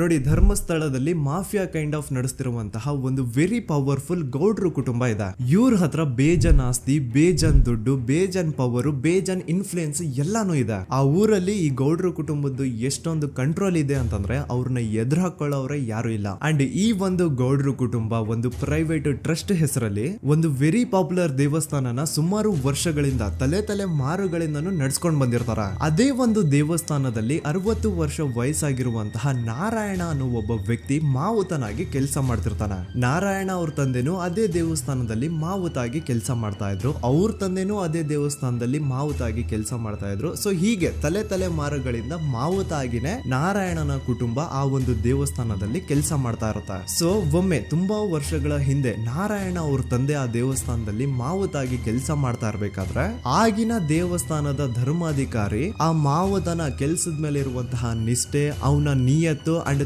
ತಲೆಮಾರುಗಳಿಂದ ಅವರು ದೇವಸ್ಥಾನಕ್ಕೆ ಸಲ್ಲಿಸ್ತಿರುವಂತಹ ಸೇವೆನ ಮೆಚ್ಚಿ ಆ ಧರ್ಮಾಧಿಕಾರಿ ಆ ನಾರಾಯಣ ಅವ್ರ ತಂದೆ ಆ ಮಾವುತನಿಗೆ ಒಂದು ಜಮೀನ್ ಕೊಡ್ತಾರೆ ಆಸ್ ಎ ಗಿಫ್ಟ್ ಆಗಿ. ಸೊ ಈಗ ಫ್ಲಾಶ್ ಬ್ಯಾಕ್ ಇಂದ ಒಂದ್ ಸ್ವಲ್ಪ ಮುಂದೆ ಬರುವ 2010-11ರಲ್ಲಿ ಯಾವೊಂದು ಜಮೀನ ಆಗಿನ ಧರ್ಮಾಧಿಕಾರಿ ನಾರಾಯಣ ಅವ್ರ ತಂದೆಗೆ ಆಸ್ ಎ ಗಿಫ್ಟ್ ಆಗಿ ಕೊಟ್ಟಿದ್ರು, ಈಗ ನಾರಾಯಣ ಅವ್ರ ತಂದೆ ಸತ್ ಹೋಗಿ ಆ ಒಂದು ಜಮೀನು ನಾರಾಯಣ ಹೆಸರಿಗೆ ಆಗಿರುತ್ತೆ. ಅಂಡ್ ಆಗಷ್ಟೇ ಗೊತ್ತಾಗುತ್ತೆ ಆ ಜಮೀನ ವೆರಿ ಆಪೋಸಿಟ್ ಒಂದು ದೊಡ್ಡ ಹೈವೇ ಬರ್ತಿದೆ ಅಂಡ್ ಅದರಿಂದ ಜಮೀನ ರೇಟು 10 ಪಟ್ಟು ಜಾಸ್ತಿ ಆಗುತ್ತೆ ಅಂತ. ಸೊ ಈ ವಿಷಯ ಗೊತ್ತಾಗಿ ನೋಡಿ ದಾನ ಮಾಡದಂತಹ ಧರ್ಮಾಧಿಕಾರಿ ಅಂತೂ ಸತ್ ಹೋದ್ರು, ಆದ್ರೆ ಅವ್ರ ಮುಂದಿನ ಪೀಳಿಗೆ ಅವ್ರಿಗೆ ಈ ಜಮೀನ್ ಮೇಲೆ ಕಣ್ಬಿದ್ದು ನಾರಾಯಣ ಅವ್ರ ಹತ್ರ ಆ ಜಾಗನ ವಾಪಸ್ ಕೇಳ್ತಾರ. ಆದ್ರೆ ನಾರಾಯಣ ಕೊಡಲ್ಲ. ಇಲ್ಲ ನಾನ್ ಯಾಕೆ ಕೊಡ್ಲಿ, ನಮ್ ತಂದೆಯಿಂದ ಸಿಕ್ಕಿರುವಂತಹ ಜಮೀನ್ ಇದು, ನಮ್ ತಂದೆಯ ಕೊನೆ ಗುರುತು ಇದು ನನ್ನ ಹತ್ರ ಇರೋದು, ಸೊ ಇದನ್ನ ನಾನು ಯಾವುದೇ ಕಾರಣಕ್ಕೂ ಬಿಟ್ಕೊಡಲ್ಲ ಅಂತ ಆ ಗೌಡ್ರು ಕುಟುಂಬನ ನಾರಾಯಣ ಎದುರು ಹಾಕೋತಾರ. ಆಗ ಗೌಡ್ರು ಕುಟುಂಬದವ್ರಿಗೆ ಕೋಪ ಬಂದು ಅವ್ರೇನ್ ಮಾಡ್ತಾರೆ ಅಂದ್ರೆ ನಾರಾಯಣ ಮನೆಗೆ ನೀರಿನ ಸಪ್ಲೈ ಇರುತ್ತಲ್ವಾ ಅದನ್ನ ಬಂದ್ ಮಾಡ್ತಾರ, ಎಲೆಕ್ಟ್ರಿಸಿಟಿ ಸಪ್ಲೈನು ಕಟ್ ಆಫ್ ಮಾಡ್ತಾರ, ಊರಲ್ಲಿರುವಂತಹ ಎಲ್ಲಾ ಚರಂಡಿಗಳನ್ನ ಕ್ಲೀನ್ ಮಾಡಿ ಆ ಕಸ ಏನಿರುತ್ತೋ ಅದನ್ನ ತಂದು ನಾರಾಯಣ ಮನೆ ಮುಂದೆ ಹಾಕ್ತಾರ. ಇಷ್ಟೇ ಅಲ್ಲ, ನಾರಾಯಣ ಅವ್ರ ಹೆಂಡತಿ ಮಕ್ಕಳು ಎಲ್ಲಾದ್ರೂ ಆಚೆ ಹೋಗ್ತಾ ಬರ್ತಾ ಇದ್ರೆ ಅವ್ರನ್ನ ಕೆಟ್ಟದಾಗ ಬೈಯೋದು, ಹೊಡ್ಕೊಳ್ಳೋದು, ಬಡ್ಕೊಳ್ಳೋದೆಲ್ಲ ಮಾಡ್ತಿರ್ತಾರ. ಇಷ್ಟೆಲ್ಲ ಆಗ್ತಾ ಇದ್ರು ಸ್ಟಿಲ್ ನಾರಾಯಣ ಮಾತ್ರ ಆ ಜಾಗನ ಬಿಟ್ಕೊಡಲ್ಲ. ಆ ಜಾಗದಗೋಸ್ಕರ ನೀನ್ ಬೇಕಿದ್ರೆ ಇದನ್ನೆಲ್ಲ ಸಹಿಸ್ಕೊಂಡಿರಪ್ಪ, ನಮ್ ಕೈಲಂತೂ ಆಗಲ್ಲ ಅಂತ ನಾರಾಯಣನ ಹೆಂಡತಿ ಮಕ್ಕಳು ಅವನ್ನ ಬಿಟ್ಟು ಬೇರೆ ಊರಿಗೆ ಹೋಗ್ಬಿಡ್ತಾರ. ಈಗ ಮನೆಯಲ್ಲಿ ನಾರಾಯಣ ಅಂಡ್ 45 ವರ್ಷ ವಯಸ್ಸಿರುವಂತಹ ನಾರಾಯಣ ಅವ್ರ ತಂಗಿ ಯಮುನಾ ಅವ್ರು ಮಾತ್ರ ಇಬ್ರೇ ಇರ್ತಾ ಇದ್ರು. ಸೊ ಒಂದೊಳ್ಳೆ ಅವಕಾಶ ನೋಡ್ಕೊಂಡು 21 ಸೆಪ್ಟೆಂಬರ್ 2012 ಮನೆಯಲ್ಲಿ ನಾರಾಯಣ ಹಾಗೂ ಯಮುನಾ ಇರ್ಬೇಕಾದ್ರೆ ಯಾರೋ ಮನೆ ಒಳಗಡೆ ನುಗ್ಗಿ ನಾರಾಯಣನ್ಗೆ ಹೊಡೆದು ಯಮುನಾಗೂ ಸಹ ಹೊಡೆದು ನಂತರ ಅವಳು ಮಾಡಿ ದೆನ್ ನಾರಾಯಣ ಹಾಗೂ ಯಮುನನ ತಲೆನ ಒಂದು ರುಬ್ಬೋ ಗುಂಡಿಂದ ಚಚ್ಚಿ ಸಾಯಿಸ್ಬಿಡ್ತಾರ. ಈ ಕೊಲೆ ಆಗಿದ್ದು ಕಳ್ಳತನಗೋಸ್ಕರ ಅಂತ ಪೊಲೀಸ್ ಅವರು ತಮ್ಮ ರಿಪೋರ್ಟ್ ಅಲ್ಲಿ ಬರೀತಾರ. ಆದ್ರೆ ಪಾಯಿಂಟ್ ಏನ್ ಗೊತ್ತಾ, ಆ ಮನೇಲಿ ಒಂದ್ ಸ್ವಲ್ಪನೂ ಹಣ ಆಗ್ಲಿ ಅಥವಾ ಬಂಗಾರ ಆಗ್ಲಿ ಕಳ್ಳತನ ಆಗಿರಲ್ಲ. ಕಳ್ಳತನ ಆಗಿರೋದು ಕೇವಲ ಆ ಮೇನ್ ರೋಡ್ ಅಲ್ಲಿ ಇದ್ದಂತಹ ಪ್ರಾಪರ್ಟಿ ಪೇಪರ್ಸ್. ಎಂತ ಕೋಇನ್ಸಿಡೆನ್ಸ್ ನೋಡಿ, ಯಾವ ಒಂದು ಜಮೀನಿನ ಪತ್ರ ನಾರಾಯಣ ಮನೆಯಿಂದ ಕಳ್ಳತನ ಆಗಿದ್ವೋ ಅದೇ ಒಂದು ಜಮೀನಲ್ಲಿ 10 ವರ್ಷ ಆದ ನಂತರ ಒಂದು ದೊಡ್ಡ ಹೋಟೆಲ್ ಸ್ಥಾಪನೆ ಆಗುತ್ತೆ ಅಂಡ್ ಆ ಹೋಟೆಲ್ ನ ಇನಾಗ್ರೇಷನ್ ಗೆ ಚಿಕ್ಕ ಗೌಡ್ರು ಬರ್ತಾರ. ಸೊ ಈಗೇನು ನಾರಾಯಣ ಹಾಗೂ ಯಮುನನ ಕೊಲೆ ಆಗಿದ್ಯೋ ಇದಾಗಿದ್ದು 20 ದಿನ ಆದ್ಮೇಲೆ ಸೌಜನ್ಯ ಜೊತೆ ಅಂತ ನಿರ್ದಯ ಘಟನೆ ಆಗಿದ್ದು. ಸೊ ಪೊಲೀಸ್ ಅವರು ಸೌಜನ್ಯ ಕೇಸಲ್ಲಿ ಸಂತೋಷ್ ರಾವ್ನ ಫಿಟ್ ಮಾಡೋದಲ್ದೆ ಈ ಒಂದು ನಾರಾಯಣ ಹಾಗೂ ಯಮುನಾ ಕೇಸಲ್ಲೂ ಸಹ ಸಂತೋಷ್ ರಾವ್ನೆ ಫಿಟ್ ಮಾಡಿರ್ತಾರ. ಇಲ್ಲಿ ಡೇಟ್ಸ್ ನ ಸ್ವಲ್ಪ ನೆನ್ಪಿಟ್ಕೊಳ್ಳಿ. ನಾರಾಯಣ ಹಾಗೂ ಯಮುನನ ಕೊಲೆ ಆಗಿದ್ದು 21 ಸೆಪ್ಟೆಂಬರ್ 2012 ಅಂಡ್ ಸಂತೋಷ್ ರಾವ್ ಧರ್ಮಸ್ಥಳ ಬಂದಿದ್ದು 9 ಅಕ್ಟೋಬರ್ 2012, 20 ದಿನ ಆದ್ಮೇಲೆ. ಸೊ ನಾರಾಯಣ ಹಾಗೂ ಯಮುನನ ಕೊಲೆ ಆದಾಗ ಊರಲ್ಲೇ ಇಲ್ದೆ ಎಲ್ಲೋ ಶೃಂಗೇರಿಯಲ್ಲಿ ಯಾವುದೋ ಒಂದು ಹೋಟೆಲ್ ಅಲ್ಲಿ ಕೆಲಸ ಮಾಡ್ತಿದ್ದಂತಹ ಸಂತೋಷ್ ರಾವ್ ಹೇಗೆ ಈ ಒಂದು ಕೇಸಲ್ಲಿ ಆರೋಪಿ ಆಗ್ತಾನೆ? ಸೊ ಇದೇ ಒಂದು ಪಾಯಿಂಟ್ ನ ನೋಟಿಸ್ ಮಾಡಿ ಗಿರೀಶ್ ಮುಟ್ಟಣ್ಣನವರು ಧರ್ಮಸ್ಥಳಕ್ಕೆ ಬಂದು ಸಂತೋಷ್ ನ ಲಾಯರ್ ಜೊತೆ ಡಿಸ್ಕಸ್ ಮಾಡ್ತಾರ. ದೆನ್ ಫೈನಲಿ ಏನೂ ತಪ್ಪು ಮಾಡದೆ ಸುಳ್ಳು ಆರೋಪಗಳಿಂದ ಕರಪ್ಟ್ ಪೊಲೀಸ್ ಆಫೀಸರ್ಸ್ ನ ಮಿಸ್ಲೀಡಿಂಗ್ ಇನ್ವೆಸ್ಟಿಗೇಷನ್ ಇಂದ ಸಂತೋಷ್ ರಾವ್ ತನ್ನ ಜೀವನದ 8-10 ವರ್ಷನ ಜೈಲಲ್ಲಿ ಕಳೆದು ಫೈನಲಿ ರಿಲೀಸ್ ಆಗ್ತಾನೆ. ಒಂಥರ ಈ ಕೇಸಿಂದ ಸಂತೋಷ್ ರಾವ್ನ ಇಡೀ ಲೈಫ್ ಸ್ಪಾಯ್ಲ್ ಆಗೋಯ್ತು. ಈಗ ಸಂತೋಷ್ ರಾವ್ ರಿಯಲ್ ಆರೋಪಿ ಅಲ್ಲ ಅಂತ ಕೋರ್ಟ್ ಅಲ್ಲಿ ಪ್ರೂವ್ ಆಯ್ತು. ಹಾಗಿದ್ರೆ ರಿಯಲ್ ಆರೋಪಿ ಯಾರು? ಪೊಲೀಸ್ ಅವರು ಯಾಕೆ ಕೇಸಲ್ಲಿ ಇಷ್ಟೊಂದು ಅನ್ಫೇರ್ ಇನ್ವೆಸ್ಟಿಗೇಷನ್ ಮಾಡಿದ್ರು?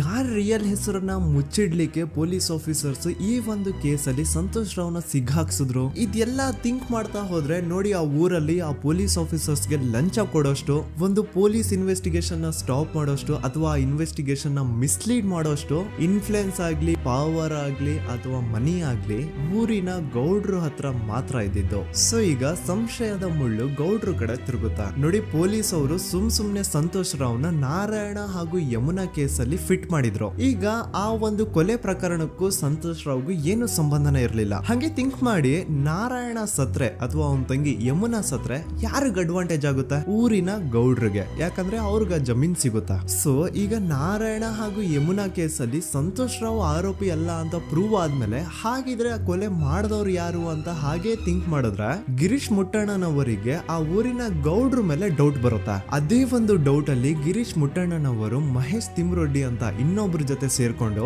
ಈ ಹಿಂದೆ ಆ ಒಂದು ಊರಲ್ಲಿ ಆ ಧರ್ಮಸ್ಥಳದಲ್ಲಿ ಈ ಊರಿನ ಗೌಡ್ರು ಯಾವ್ದ್ಯಾವ್ದೆಲ್ಲ ಕ್ರೈಮ್ಗಳು ಮಾಡಿದಾರೆ ಅಂತ ಊರಿನ ಜನರಿಂದ ತಿಳ್ಕೊತಾರ. ನಂತರ ಆ ಊರಿನ ಜನ ಯಾವ್ದ್ಯಾವ್ದೆಲ್ಲ ಮ್ಯಾಟರ್ಸ್ ಹೇಳಿದ್ರು ಆ ಕೇಸ್ ಫೈಲ್ಸ್ ನೆಲ್ಲ ತಿರುಗಿಸಿ ಮುರುಗಿಸಿ ನೋಡಿದಾಗ ನೀವು ನಂಬಲ್ಲ, ಸೌಜನ್ಯ ಕೇಸ್ ಏನೇನು ಅಲ್ಲ, ಅದಕ್ಕಿಂತ ಭೀಕರ ಕೊಲೆಗಳು ಧರ್ಮಸ್ಥಳದಲ್ಲಿ ಆಗಿವೆ. ಅಂಡ್ ಎಲ್ಲಾ ಕೊಲೆಗಳ ಹಿಂದೆ ಗೌಡ್ರು ಕುಟುಂಬದ್ದೇ ಕೈ ಇದೆ ಅಂತ ಎದ್ದು ಕಾಣಿಸುತ್ತೆ. 1977 ವೇದಾವಲ್ಲಿ ಕೇಸ್. ಧರ್ಮಸ್ಥಳ ಹತ್ತಿರ SDM ಪ್ರೈಮರಿ ಅಂಡ್ ಹೈಸ್ಕೂಲ್ ಅಂತ ಒಂದು ಸ್ಕೂಲ್ ಇರುತ್ತೆ. ಅಂಡ್ ಈ ಒಂದು ಪ್ರೈವೇಟ್ ಸ್ಕೂಲ್ ಬೇರೆ ಯಾರ್ದು ಅಲ್ಲ, ಆ ಗೌಡ್ರು ಕುಟುಂಬದ. ಈ ಸ್ಕೂಲ್ ಅಲ್ಲಿ 1977 ಅಲ್ಲಿ ವೇದಾವಲ್ಲಿ ಅಂತ ಒಬ್ರು ಟೀಚರ್ ವರ್ಕ್ ಮಾಡ್ತಿರ್ತಾರ. ವೇದಾವಲ್ಲಿ ಆ ಟೀಚರ್ ಜಾಬ್ಗೆ ತುಂಬಾನೇ ಓವರ್ ಕ್ವಾಲಿಫೈಡ್. ಅವರ ಕ್ವಾಲಿಫಿಕೇಶನ್ಸ್ ನ ಗಮನದಲ್ಲಿ ಇಟ್ಕೊಂಡ್ರೆ ಅವ್ರಿಗೆ HM ಅಥವಾ ಪ್ರಿನ್ಸಿಪಲ್ ನ ಪೋಸ್ಟ್ ಸಿಗ್ಬೇಕು. ಆದ್ರೂ ಸಹ ವೇದಾವಲ್ಲಿ ಆಸ್ ಎ ಟೀಚರ್ ಆಗಿನೇ ಕೆಲಸ ಮಾಡ್ಕೊಂಡು ಹೋಗ್ತಿರ್ತಾರ. ಒಮ್ಮೆ ಏನಾಗುತ್ತೆ, ಸ್ಕೂಲ್ ಅಲ್ಲಿ ಪ್ರಿನ್ಸಿಪಲ್ ನ ಪೋಸ್ಟ್ ಖಾಲಿ ಆಗುತ್ತೆ. ಅಂಡ್ ಆ ಒಂದು ಪೋಸ್ಟ್ ಗೆ ಎಲ್ರು ಏನ್ ಅನ್ಕೊಳ್ತಾರೆ, ವೇದಾವಲ್ಲಿನೇ ಸೆಲೆಕ್ಟ್ ಮಾಡೋದು ಅಂತ. ಆದ್ರೆ ವೇದಾವಲ್ಲಿಯ ಕ್ಯಾಸ್ಟ್ ಬೇರೆ ಇದೆ ಅನ್ನೋ ಒಂದೇ ಒಂದು ಕಾರಣಕ್ಕೆ ಆ ಪ್ರಿನ್ಸಿಪಲ್ ನ ಪೋಸ್ಟ್ ವೇದಾವಲ್ಲಿಗೆ ಸಿಗದೆ ಬೇರೆ ಯಾರನ್ನೋ ತಂದು ಕೂರಿಸ್ಬಿಟ್ಟಿರ್ತಾರ. ಇದರಿಂದ ಟೀಚರ್ ವೇದಾವಲ್ಲಿಗೆ ತುಂಬಾ ಕೋಪ ಬಂದು ಅವ್ರ ಸ್ಕೂಲ್ ಮುಂದೆ ಪ್ರೊಟೆಸ್ಟ್ ಮಾಡೋದ್ ಸ್ಟಾರ್ಟ್ ಮಾಡ್ತಾರ. ಅಂಡ್ ಈ ವಿಷಯ ಸ್ಕೂಲ್ ನ ಓನರ್ಸ್ ಗೆ ಇಷ್ಟ ಆಗಲ್ಲ. ಸೊ ಅವರು ಆ ಕೋಪನ ಹಾಗೆ ಮನ್ಸಲ್ಲಿ ಇಟ್ಕೊಂಡಿರ್ತಾರ. ಒಮ್ಮೆ ಏನಾಗುತ್ತೆ, ಸ್ಕೂಲ್ ರಜೆ ಇರುತ್ತೆ, ವೇದಾವಲ್ಲಿ ಮನೇಲಿ ಇರ್ತಾರ.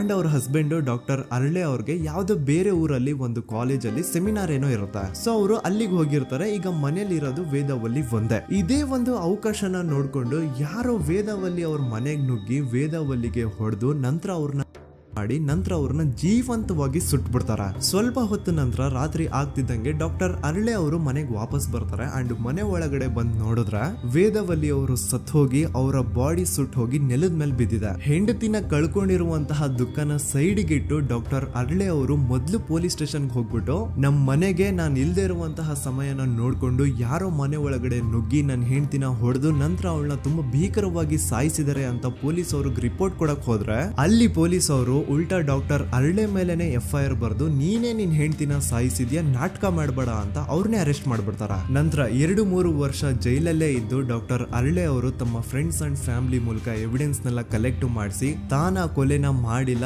ತಾನ್ ತನ್ನ ಹೆಂಡತಿನ ಸಾಯಿಸಿಲ್ಲ ಅಂತ ಕೋರ್ಟ್ ಅಲ್ಲಿ ಪ್ರೂವ್ ಮಾಡ್ಕೊಂಡು ಜೈಲಿಂದ ರಿಲೀಸ್ ಆಗ್ತಾರ. ಸೊ ಈಗ ಡಾಕ್ಟರ್ ಅರಳೆ ಅವರು ಈ ಒಂದು ಕ್ರೈಮ್ ನ ಮಾಡಿಲ್ಲ ಅಂತಂದ್ರೆ ವೇದಾವಲ್ಲಿನ ಅಷ್ಟು ಭೀಕರವಾಗಿ ಸಾಯಿಸಿದವ್ರು ಯಾರು, ಈ ವಿಷಯ ಇವತ್ತಿನವರೆಗೂ ಗೊತ್ತಾಗಿಲ್ಲ. 1986 ಅಲ್ಲಿ ನಡೆದಂತಹ ಪದ್ಮಲತಾ ಕೇಸ್. ಪದ್ಮಲತಾ ಅವ್ರ ತಂದೆ ಕಮ್ಯುನಿಸ್ಟ್ ಪಾರ್ಟಿನ ಲೀಡರ್ ಇರ್ತಾರೆ. ಅವ್ರ ರಿಯಲ್ ನೇಮ್ ಏನು ಅಂತ ನಮಗ್ ಗೊತ್ತಾಗಿಲ್ಲ, ಬಟ್ ಈ ವಿಡಿಯೋದಲ್ಲಿ ಅವ್ರ ಹೆಸರು ಲಕ್ಷ್ಮಣ್ ಅಂತ ಅನ್ಕೊಳ್ಳಿ. ಸೊ ಕಮ್ಯುನಿಸ್ಟ್ ಪಾರ್ಟಿನ ಲೀಡರ್ ಇರುವಂತಹ ಲಕ್ಷ್ಮಣ್ ಅವ್ರಿಗೆ ಊರಲ್ಲಿ ತುಂಬಾನೇ ಸಪೋರ್ಟ್ ಇರುತ್ತೆ. ಊರಿನ ಜನರ ಫೇವ್ರೇಟ್ ಇರ್ತಾರೆ ಇವರು. ಅಂಡ್ ಅದೇ ವರ್ಷ ಅಂದ್ರೆ 1986 ಅಲ್ಲಿ ಪಂಚಾಯತ್ ಎಲೆಕ್ಷನ್ ಬೇರೆ ಇರುತ್ತೆ. ಅಂಡ್ ಎಲ್ರಿಗೂ ಗೊತ್ತಿತ್ತು ಲಕ್ಷ್ಮಣೆ ಗೆಲ್ಲೋದು ಅಂತ. ಆ ಪಂಚಾಯತ್ ಎಲೆಕ್ಷನ್ ಅಲ್ಲಿ ಲಕ್ಷ್ಮಣ್ಣ ಆಪೋಸಿಟ್ ಗೌಡ್ರಿಗೆ ತುಂಬಾ ಬೇಕಾಗಿರೋರು ಒಬ್ರು ನಿಂತಿರ್ತಾರ. ಅಂಡ್ ಅವ್ರಿಗೂ ಗೊತ್ತಿತ್ತು ಎಲೆಕ್ಷನ್ ಏನಾದ್ರು ಆದ್ರೆ ಲಕ್ಷ್ಮಣ ಎಲೆಕ್ಷನ್ ಅಲ್ಲಿ ಗೆಲ್ಲೋದು ಅಂತ. ಸೊ ಎಲ್ಲಿ ಸೋತೋಗ್ಬಿಡ್ತೀವೋ ಅನ್ನೋ ಭಯಕ್ಕೆ ಆ ಗೌಡ್ರು ಕಡೆ ಅವ್ರು ಏನ್ ಮಾಡ್ತಾರೆ, ಲಕ್ಷ್ಮಣ್ಣ ಅಪ್ರೋಚ್ ಮಾಡಿ ಮುಚ್ಕೊಂಡು ಈ ಪಂಚಾಯತ್ ಎಲೆಕ್ಷನ್ ಅಲ್ಲಿ ನಿನ್ ನಾಮಿನೇಷನ್ ನ ಕ್ಯಾನ್ಸಲ್ ಮಾಡು ಅಂತ ವಾರ್ನಿಂಗ್ ಕೊಡ್ತಾರ.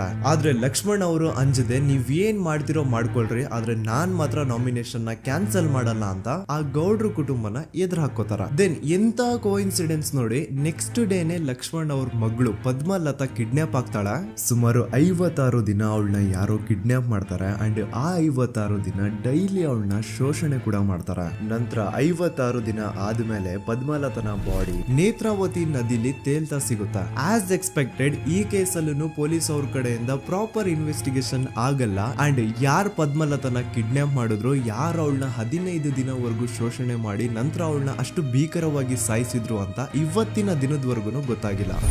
ಮತ್ತೆ ನಮಗೆ ಗೊತ್ತಾದದು 22ಕ್ಕೆ ಸ್ಕೂಲ್ ಡೇ 56 ದಿನ ಕಳೆದು ಹೊಳೆಯಲ್ಲಿ ಹೆಣ ಉಂಡು ಅಂತ ಕೇಳಿ ಪೊಲೀಸಿನವರು ಬರುವಾಗ ಬಂದು ಹೇಳುವಾಗ ನಮಗೆ ಗೊತ್ತಾದ. ಅವರು ನನ್ನನ್ನು ಕರ್ಕೊಂಡು ಹೋಗಿ ಅಲ್ಲಿ ಹೋಗಿದೆ.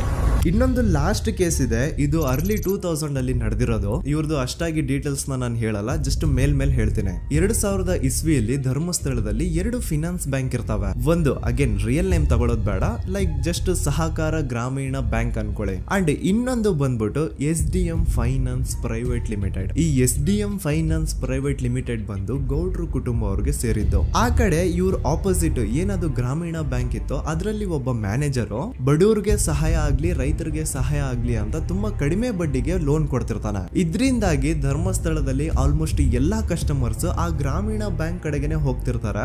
SDM ಫೈನಾನ್ಸ್ ಪ್ರೈವೇಟ್ ಲಿಮಿಟೆಡ್ ಕಡೆಗೆ ಯಾರು ಬರ್ತಿರಲ್ಲ. ಇದ್ರಿಂದ ಗೌಡ್ರಿಗೆ ಲಾಸ್ ಆಗ್ತಿರುತ್ತಾ. ಸೊ ಅವ್ರೇನ್ ಮಾಡ್ತಾರೆ, ಆ ಗ್ರಾಮೀಣ ಬ್ಯಾಂಕ್ ನ ಮ್ಯಾನೇಜರ್ ಏನಿದ್ನೋ ಅವನ್ಗೆ ಒಂದು ಸ್ವೀಟ್ ವಾರ್ನಿಂಗ್ ಕೊಡ್ತಾರ. ಮುಚ್ಕೊಂಡು ಇನ್ಮೇಲೆ ಇಂದ ನಿನ್ ಲೋನ್ಸ್ ಕೊಡೋದನ್ನ ನಿಲ್ಸ್ಬಿಡು. ಇನ್ ಕೇಸ್ ಲೋನ್ ಕೊಟ್ರು ನಾವ್ ಯಾವ ಇಂಟ್ರೆಸ್ಟ್ ರೇಟ್ ಗೆ ಲೋನ್ ನ ಕೊಡ್ತಾ ಇದೀವೋ ಅದೇ ರೇಟ್ ಗೆ ನೀನು ಕೊಡುವ ಅಂತ ಫೋರ್ಸ್ ಮಾಡ್ತಾರ. ಆದ್ರೆ ಆ ಗ್ರಾಮೀಣ ಬ್ಯಾಂಕ್ ನ ಮ್ಯಾನೇಜರ್ ಇದ್ಯಾವುದನ್ನು ಕಿವಿಗೆ ಹಾಕೊಳ್ಳಾರ್ದೆ ಅವ್ನ್ ಕೆಲಸ ಅವ್ನ್ ಮಾಡ್ಕೊಂಡು ಹೋಗ್ತಾನ. ದೆನ್ ಸಡನ್ಲಿ ಒಂದು ದಿನ ಬ್ಯಾಂಕ್ ಮ್ಯಾನೇಜರ್ ನ ಹೆಂಡತಿನ ಮನೆ ಒಳಗಡೆನೆ ನುಗ್ಗಿ ಯಾರು ಮಾಡಿ ತುಂಬಾ ಭೀಕರವಾಗಿ ಸಾಯಿಸ್ಬಿಡ್ತಾರ. ಇದರ ರಿಗಾರ್ಡಿಂಗ್ ಆ ಬ್ಯಾಂಕ್ ಮ್ಯಾನೇಜರ್ ಪೊಲೀಸ್ ಸ್ಟೇಷನ್ ಅಲ್ಲಿ ಕಂಪ್ಲೇಂಟ್ ಕೊಡಕ್ ಹೋದ್ರೆ ಪೊಲೀಸ್ ಅವರು ಉಲ್ಟಾ ಆ ಬ್ಯಾಂಕ್ ಮ್ಯಾನೇಜರ್ ಹೆಸರಲ್ಲೇ FIR ಬರ್ದು ನೀನೇ ನಿನ್ ಹೆಂಡತಿನ ಸಾಯಿಸಿದ್ಯಾ ಅಂತ ಅವನ್ನೇ ಅರೆಸ್ಟ್ ಮಾಡ್ಬಿಡ್ತಾರ. ನಂತರ ಒಂದ್ 2-3 ವರ್ಷ ಆ ಬ್ಯಾಂಕ್ ಮ್ಯಾನೇಜರ್ ಜೈಲಲ್ಲಿ ಇರ್ತಾನೆ. ಅದಾದ್ಮೇಲೆ ಅವನ ಕ್ರೈಮ್ ನ ಮಾಡಿಲ್ಲ ಅಂತ ಕೋರ್ಟ್ ಅಲ್ಲಿ ಪ್ರೂವ್ ಆಗುತ್ತೆ. ಆದ್ರೆ ರಿಯಲ್ ಕ್ರೈಮ್ ಮಾಡಿದವರು ಯಾರು ಅಂತ still it's A question mark. And ಇನ್ನೊಂದು ನಾರಾಯಣ ಅಂಡ್ ಯಮುನಾ ಕೇಸ್ ಬಗ್ಗೆ ಅಂತೂ ನಾನು ಆಗ್ಲೇ ನಿಮ್ಗೆ ಎಕ್ಸ್ಪ್ಲೇನ್ ಮಾಡಿದೆ. ಸೊ ಎಂತ ಕೋ ಇನ್ಸಿಡೆಂಟ್ಸ್ ಗಳು ನೋಡಿ, ಯಾರೆಲ್ಲ ಆ ಧರ್ಮಸ್ಥಳದಲ್ಲಿ ಗೌಡ್ರು ಕುಟುಂಬನ ಎದುರಾಕೊಂಡಿದಾರೋ ಅವ್ರ ಜೀವನದಲ್ಲಿ ಏನೋ ಒಂದು ತುಂಬಾ ದೊಡ್ಡ ದುರಂತ ನಡೆದು ಹೋಗುತ್ತಾ. ಅಂಡ್ ಸರ್ಪ್ರೈಸಿಂಗ್ಲಿ ಅವ್ರ ಕೇಸಲ್ಲಿ ಪೊಲೀಸ್ ಅವ್ರ ಕಡೆಯಿಂದ ಪ್ರಾಪರ್ ಇನ್ವೆಸ್ಟಿಗೇಷನ್ ಆಗಲ್ಲ. ಅಂಡ್ ಯಾರ ಆ ಕ್ರೈಮ್ ನ ಮಾಡಿದ್ರು ಅಂತ ಯಾವತ್ತೂ ಹೊರಗೆ ಬರೋದೇ ಇಲ್ಲ. ಸೊ ಈ ಗೌಡ್ರು ಕುಟುಂಬದವರು ಧರ್ಮಸ್ಥಳದಲ್ಲಿ ಬೇಜನ್ ಕರ್ಮಕಾಂಡಗಳನ್ನ ಮಾಡಿದ್ದಾರೆ. ಅಂಡ್ ಅವ್ರ ಪವರ್ ಅಂಡ್ ಅವ್ರಿಗಿರುವಂತಹ ಇನ್ಫ್ಲೂಯೆನ್ಸ್ ಇಂದ ಆ ಎಲ್ಲಾ ಕೇಸ್ ನ ಮುಚ್ಚಾಕಿದ್ದಾರೆ ಅಂತ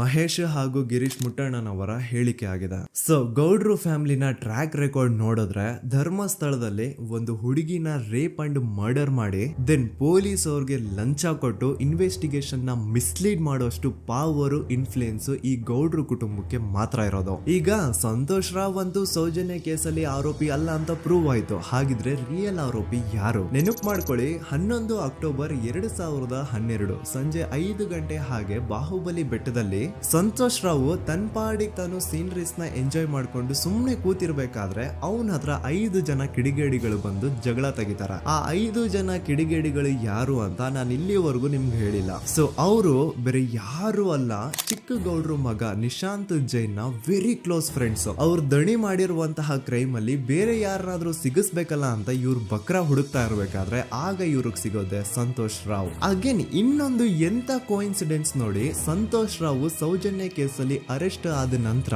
ಚಿಕ್ಕ ಗೌಡ್ರು ಮಗ ನಿಶಾಂತ್ ಜೈನ್ ದೇಶನೇ ಬಿಟ್ಟು ಹೋಗ್ಬಿಡ್ತಾನೆ. ಈ ಕೇಸಲ್ಲಿ ಚಿಕ್ಕ ಗೌಡ್ರು ಮಗ ಇನ್ವಾಲ್ವ್ಮೆಂಟ್ ಇದೆ ಅಂತ ಯಾರಿಗೂ ಡೌಟೇ ಬರ್ತಾ ಇರ್ಲಿಲ್ಲ. ಡೌಟ್ ಯಾವಾಗ ಬಂತು ಅಂದ್ರೆ ಆ 5 ಜನ ಕಿಡಿಗೇಡಿಗಳು ಯಾರು ಸಂತೋಷ್ನ ಈ ಒಂದು ಕೇಸಲ್ಲಿ ಸಿಗಾಕ್ಸಿದ್ರು ಆ 5 ಜನರಲ್ಲಿ ಒಬ್ಬ ರವಿ ಪೂಜಾರಿ ಅಂತಾನು ಇರ್ತಾನೆ. ಅವನ್ಗೆ ತಾನು ತಪ್ಪು ಮಾಡಿದೀನಿ ಅಂತ ಗಿಲ್ಟ್ ಕಾಡುತ್ತೋ ಅಥವಾ ಬೇರೆ ಏನೋ ಗೊತ್ತಿಲ್ಲ. ಆದ್ರೆ ಅವನೇ ಸ್ವತಃ ಪೊಲೀಸ್ ಅವ್ರ ಹತ್ರ ಹೋಗ್ಬಿಟ್ಟು ಸೌಜನ್ಯ ಕೇಸಲ್ಲಿ ನಿಜವಾದ ಆರೋಪಿ ಸಂತೋಷ್ ಅಲ್ಲ ಕಂಡ್ರು, ಅವನ್ನ ಸುಮ್ನೆ ಸಿಗಾಕ್ಸಿರೋದಷ್ಟೇ, ನಿಜವಾದ ಆರೋಪಿಗಳು ಚಿಕ್ಕ ಗೌಡ್ರು ಮಗ ನಿಶಾಂತ್ ಜೈನ್ ಅಂಡ್ ಅವನ್ ಫ್ರೆಂಡ್ಸ್ ಸೂರಜ್, ಕಿರಣ್ ಅಂಡ್ ಕಣ್ಮಣಿ ಅಂತ. ಈ ಎಲ್ಲಾ ವಿಷಯನ ರವಿ ಪೂಜಾರಿ ಪೊಲೀಸ್ ಅವ್ರಿಗೆ ತಿಳಿಸ್ತಾನೆ. ಅಗೇನ್ ಎಂತ ಒಂದು ಕೋಇನ್ಸಿಡೆನ್ಸ್ ನೋಡಿ, ಈ ವಿಷಯಗಳನ್ನ ಊರಿನ ಜನರು ಮುಂದೆ ಹೇಳಿದಂತಹ ರವಿ ಪೂಜಾರಿ ಆಕಸ್ಮಿಕವಾಗಿ ಸತ್ ಹೋಗ್ಬಿಡ್ತಾನೆ. ಇವನು ಹೇಳಿದ್ದು ನಿಜ ಅಂತ ಜನರಿಗೆ ಯಾವಾಗ ಕನ್ಫರ್ಮ್ ಆಗುತ್ತೆ ಅಂದ್ರೆ ಸೌಜನ್ಯಗೆ ತುಂಬಾ ಹತ್ರವಾದವ್ರು ಒಬ್ರು ಯಶೋಧ ಅನ್ನೋರು ಕೋರ್ಟ್ ಅಲ್ಲಿ ಬಂದ್ಬಿಟ್ಟು ಸೌಜನ್ಯ ಕೊಲೆ ಆಗಿದ್ದ ದಿನ ಆ ಒಂದು ಸ್ಪಾಟ್ ಅಲ್ಲಿ ನಾನು ಈ 3 ಜನರನ್ನ ನೋಡಿದ್ದೆ ಅಂತ ಸಾಕ್ಷಿ ಹೇಳ್ತಾರೆ. ಈಗ ಎಲ್ಲಾ ಡಾಟ್ಸ್ ನ ಕನೆಕ್ಟ್ ಮಾಡ್ತಾ ಹೋದ್ರೆ ಸೌಜನ್ಯ ಕೇಸ್ ಒಂದೇ ಅಲ್ಲ, ನಾರಾಯಣ ಹಾಗೂ ಯಮುನಾ ಕೇಸಲ್ಲೂ, ವೇದವಲ್ಲಿ ಕೇಸಲ್ಲೂ, ಆ ಬ್ಯಾಂಕ್ ಮ್ಯಾನೇಜರ್ ನ ಕೇಸಲ್ಲೂ ಹಾಗೂ ಪದ್ಮಲತಾ ಕೇಸಲ್ಲೂ ಸೀದಾ ಡೈರೆಕ್ಟ್ ಡೌಟ್ ಬರೋದೆ ಊರಿನ ಗೌಡ್ರ ಮೇಲೆ. I really want to appreciate Kudla rampage YouTube channel, third eye YouTube channel, Girish ಮುಟ್ಟಣ್ಣನವರು ಸರ್ ಹಾಗೂ ಮಹೇಶ್ ಅವರು ಅಂಡ್ ಆಲ್ ಅದರ್ಸ್. ಇವರ ಕಾನ್ಸ್ಟೆಂಟ್ ಎಫರ್ಟ್ಸ್ ಇಂದಾನೆ ಸತ್ಯ ಏನಂತ 1 by 1 ಹೊರಗೆ ಬರ್ತಿದೆ and they are trying their level best to catch real criminals. At present Soujanya case ಬಗ್ಗೆ ಅಪ್ಡೇಟ್ ಏನು ಅಂತಂದ್ರೆ ಹೈಕೋರ್ಟ್ ವರೆಗೂ ಈ ಒಂದು ಕೇಸ್ ಹೋಗಿದೆ ಅಂಡ್ ಈ ಕೇಸಲ್ಲಿ ಈಗ ಇನ್ನೊಮ್ಮೆ ಮತ್ತೆ ಫ್ರೆಶ್ ಆಗಿ ರೀಇನ್ವೆಸ್ಟಿಗೇಷನ್ ಸ್ಟಾರ್ಟ್ ಆಗಬೇಕು ಅಂತ ಹೋರಾಟ ನಡೀತಿದೆ. ಸದುತ ಪ್ರಜೆಗಳೇ, ಇದಾಗಿತ್ತು ಸೌಜನ್ಯ ಕೇಸ್ ಬಗ್ಗೆ ನಮ್ಮ ಒಂದು ಡೀಟೇಲ್ಡ್ ವಿಡಿಯೋ. ಈ ವಿಡಿಯೋದಲ್ಲಿ ನನ್ನಿಂದ ಎಲ್ಲಾದ್ರೂ ಏನಾದ್ರೂ ಚಿಕ್ಕ ಪುಟ್ಟ ಇನ್ಫಾರ್ಮೇಶನ್ ಮಿಸ್ ಆಗಿದ್ರೆ ಅಥವಾ ಮಿಸ್ಟೇಕ್ ಆಗಿದ್ರೆ ಅದನ್ನ ದಯವಿಟ್ಟು ಕಮೆಂಟ್ ಸೆಕ್ಷನ್ ಅಲ್ಲಿ ಹೈಲೈಟ್ ಮಾಡಿ. ಈ ವಿಡಿಯೋ ಯಾವಾಗ ಯೂಟ್ಯೂಬ್ ಇಂದ ಡಿಲೀಟ್ ಆಗುತ್ತೋ ನನ್ಗಂತೂ ಗೊತ್ತಿಲ್ಲ. ಸೊ ಪ್ಲೀಸ್ ಆದಷ್ಟು ಬೇಗ ಇದನ್ನ ಎಲ್ಲಾ ಕಡೆ ಶೇರ್ ಮಾಡಿ. ಓಕೆ ಪ್ರಜೆಗಳೇ, ಇವತ್ತಿಗಿಷ್ಟು ಸಾಕು ಅನ್ಕೊಳ್ತೀನಿ. ನಾನು ನಿಮ್ಮ ದೂತ ಸಮೀರ್ MD. ಮತ್ತೆ ಸಿಗ್ತೀನಿ ನೆಕ್ಸ್ಟ್ ವಿಡಿಯೋದಲ್ಲಿ.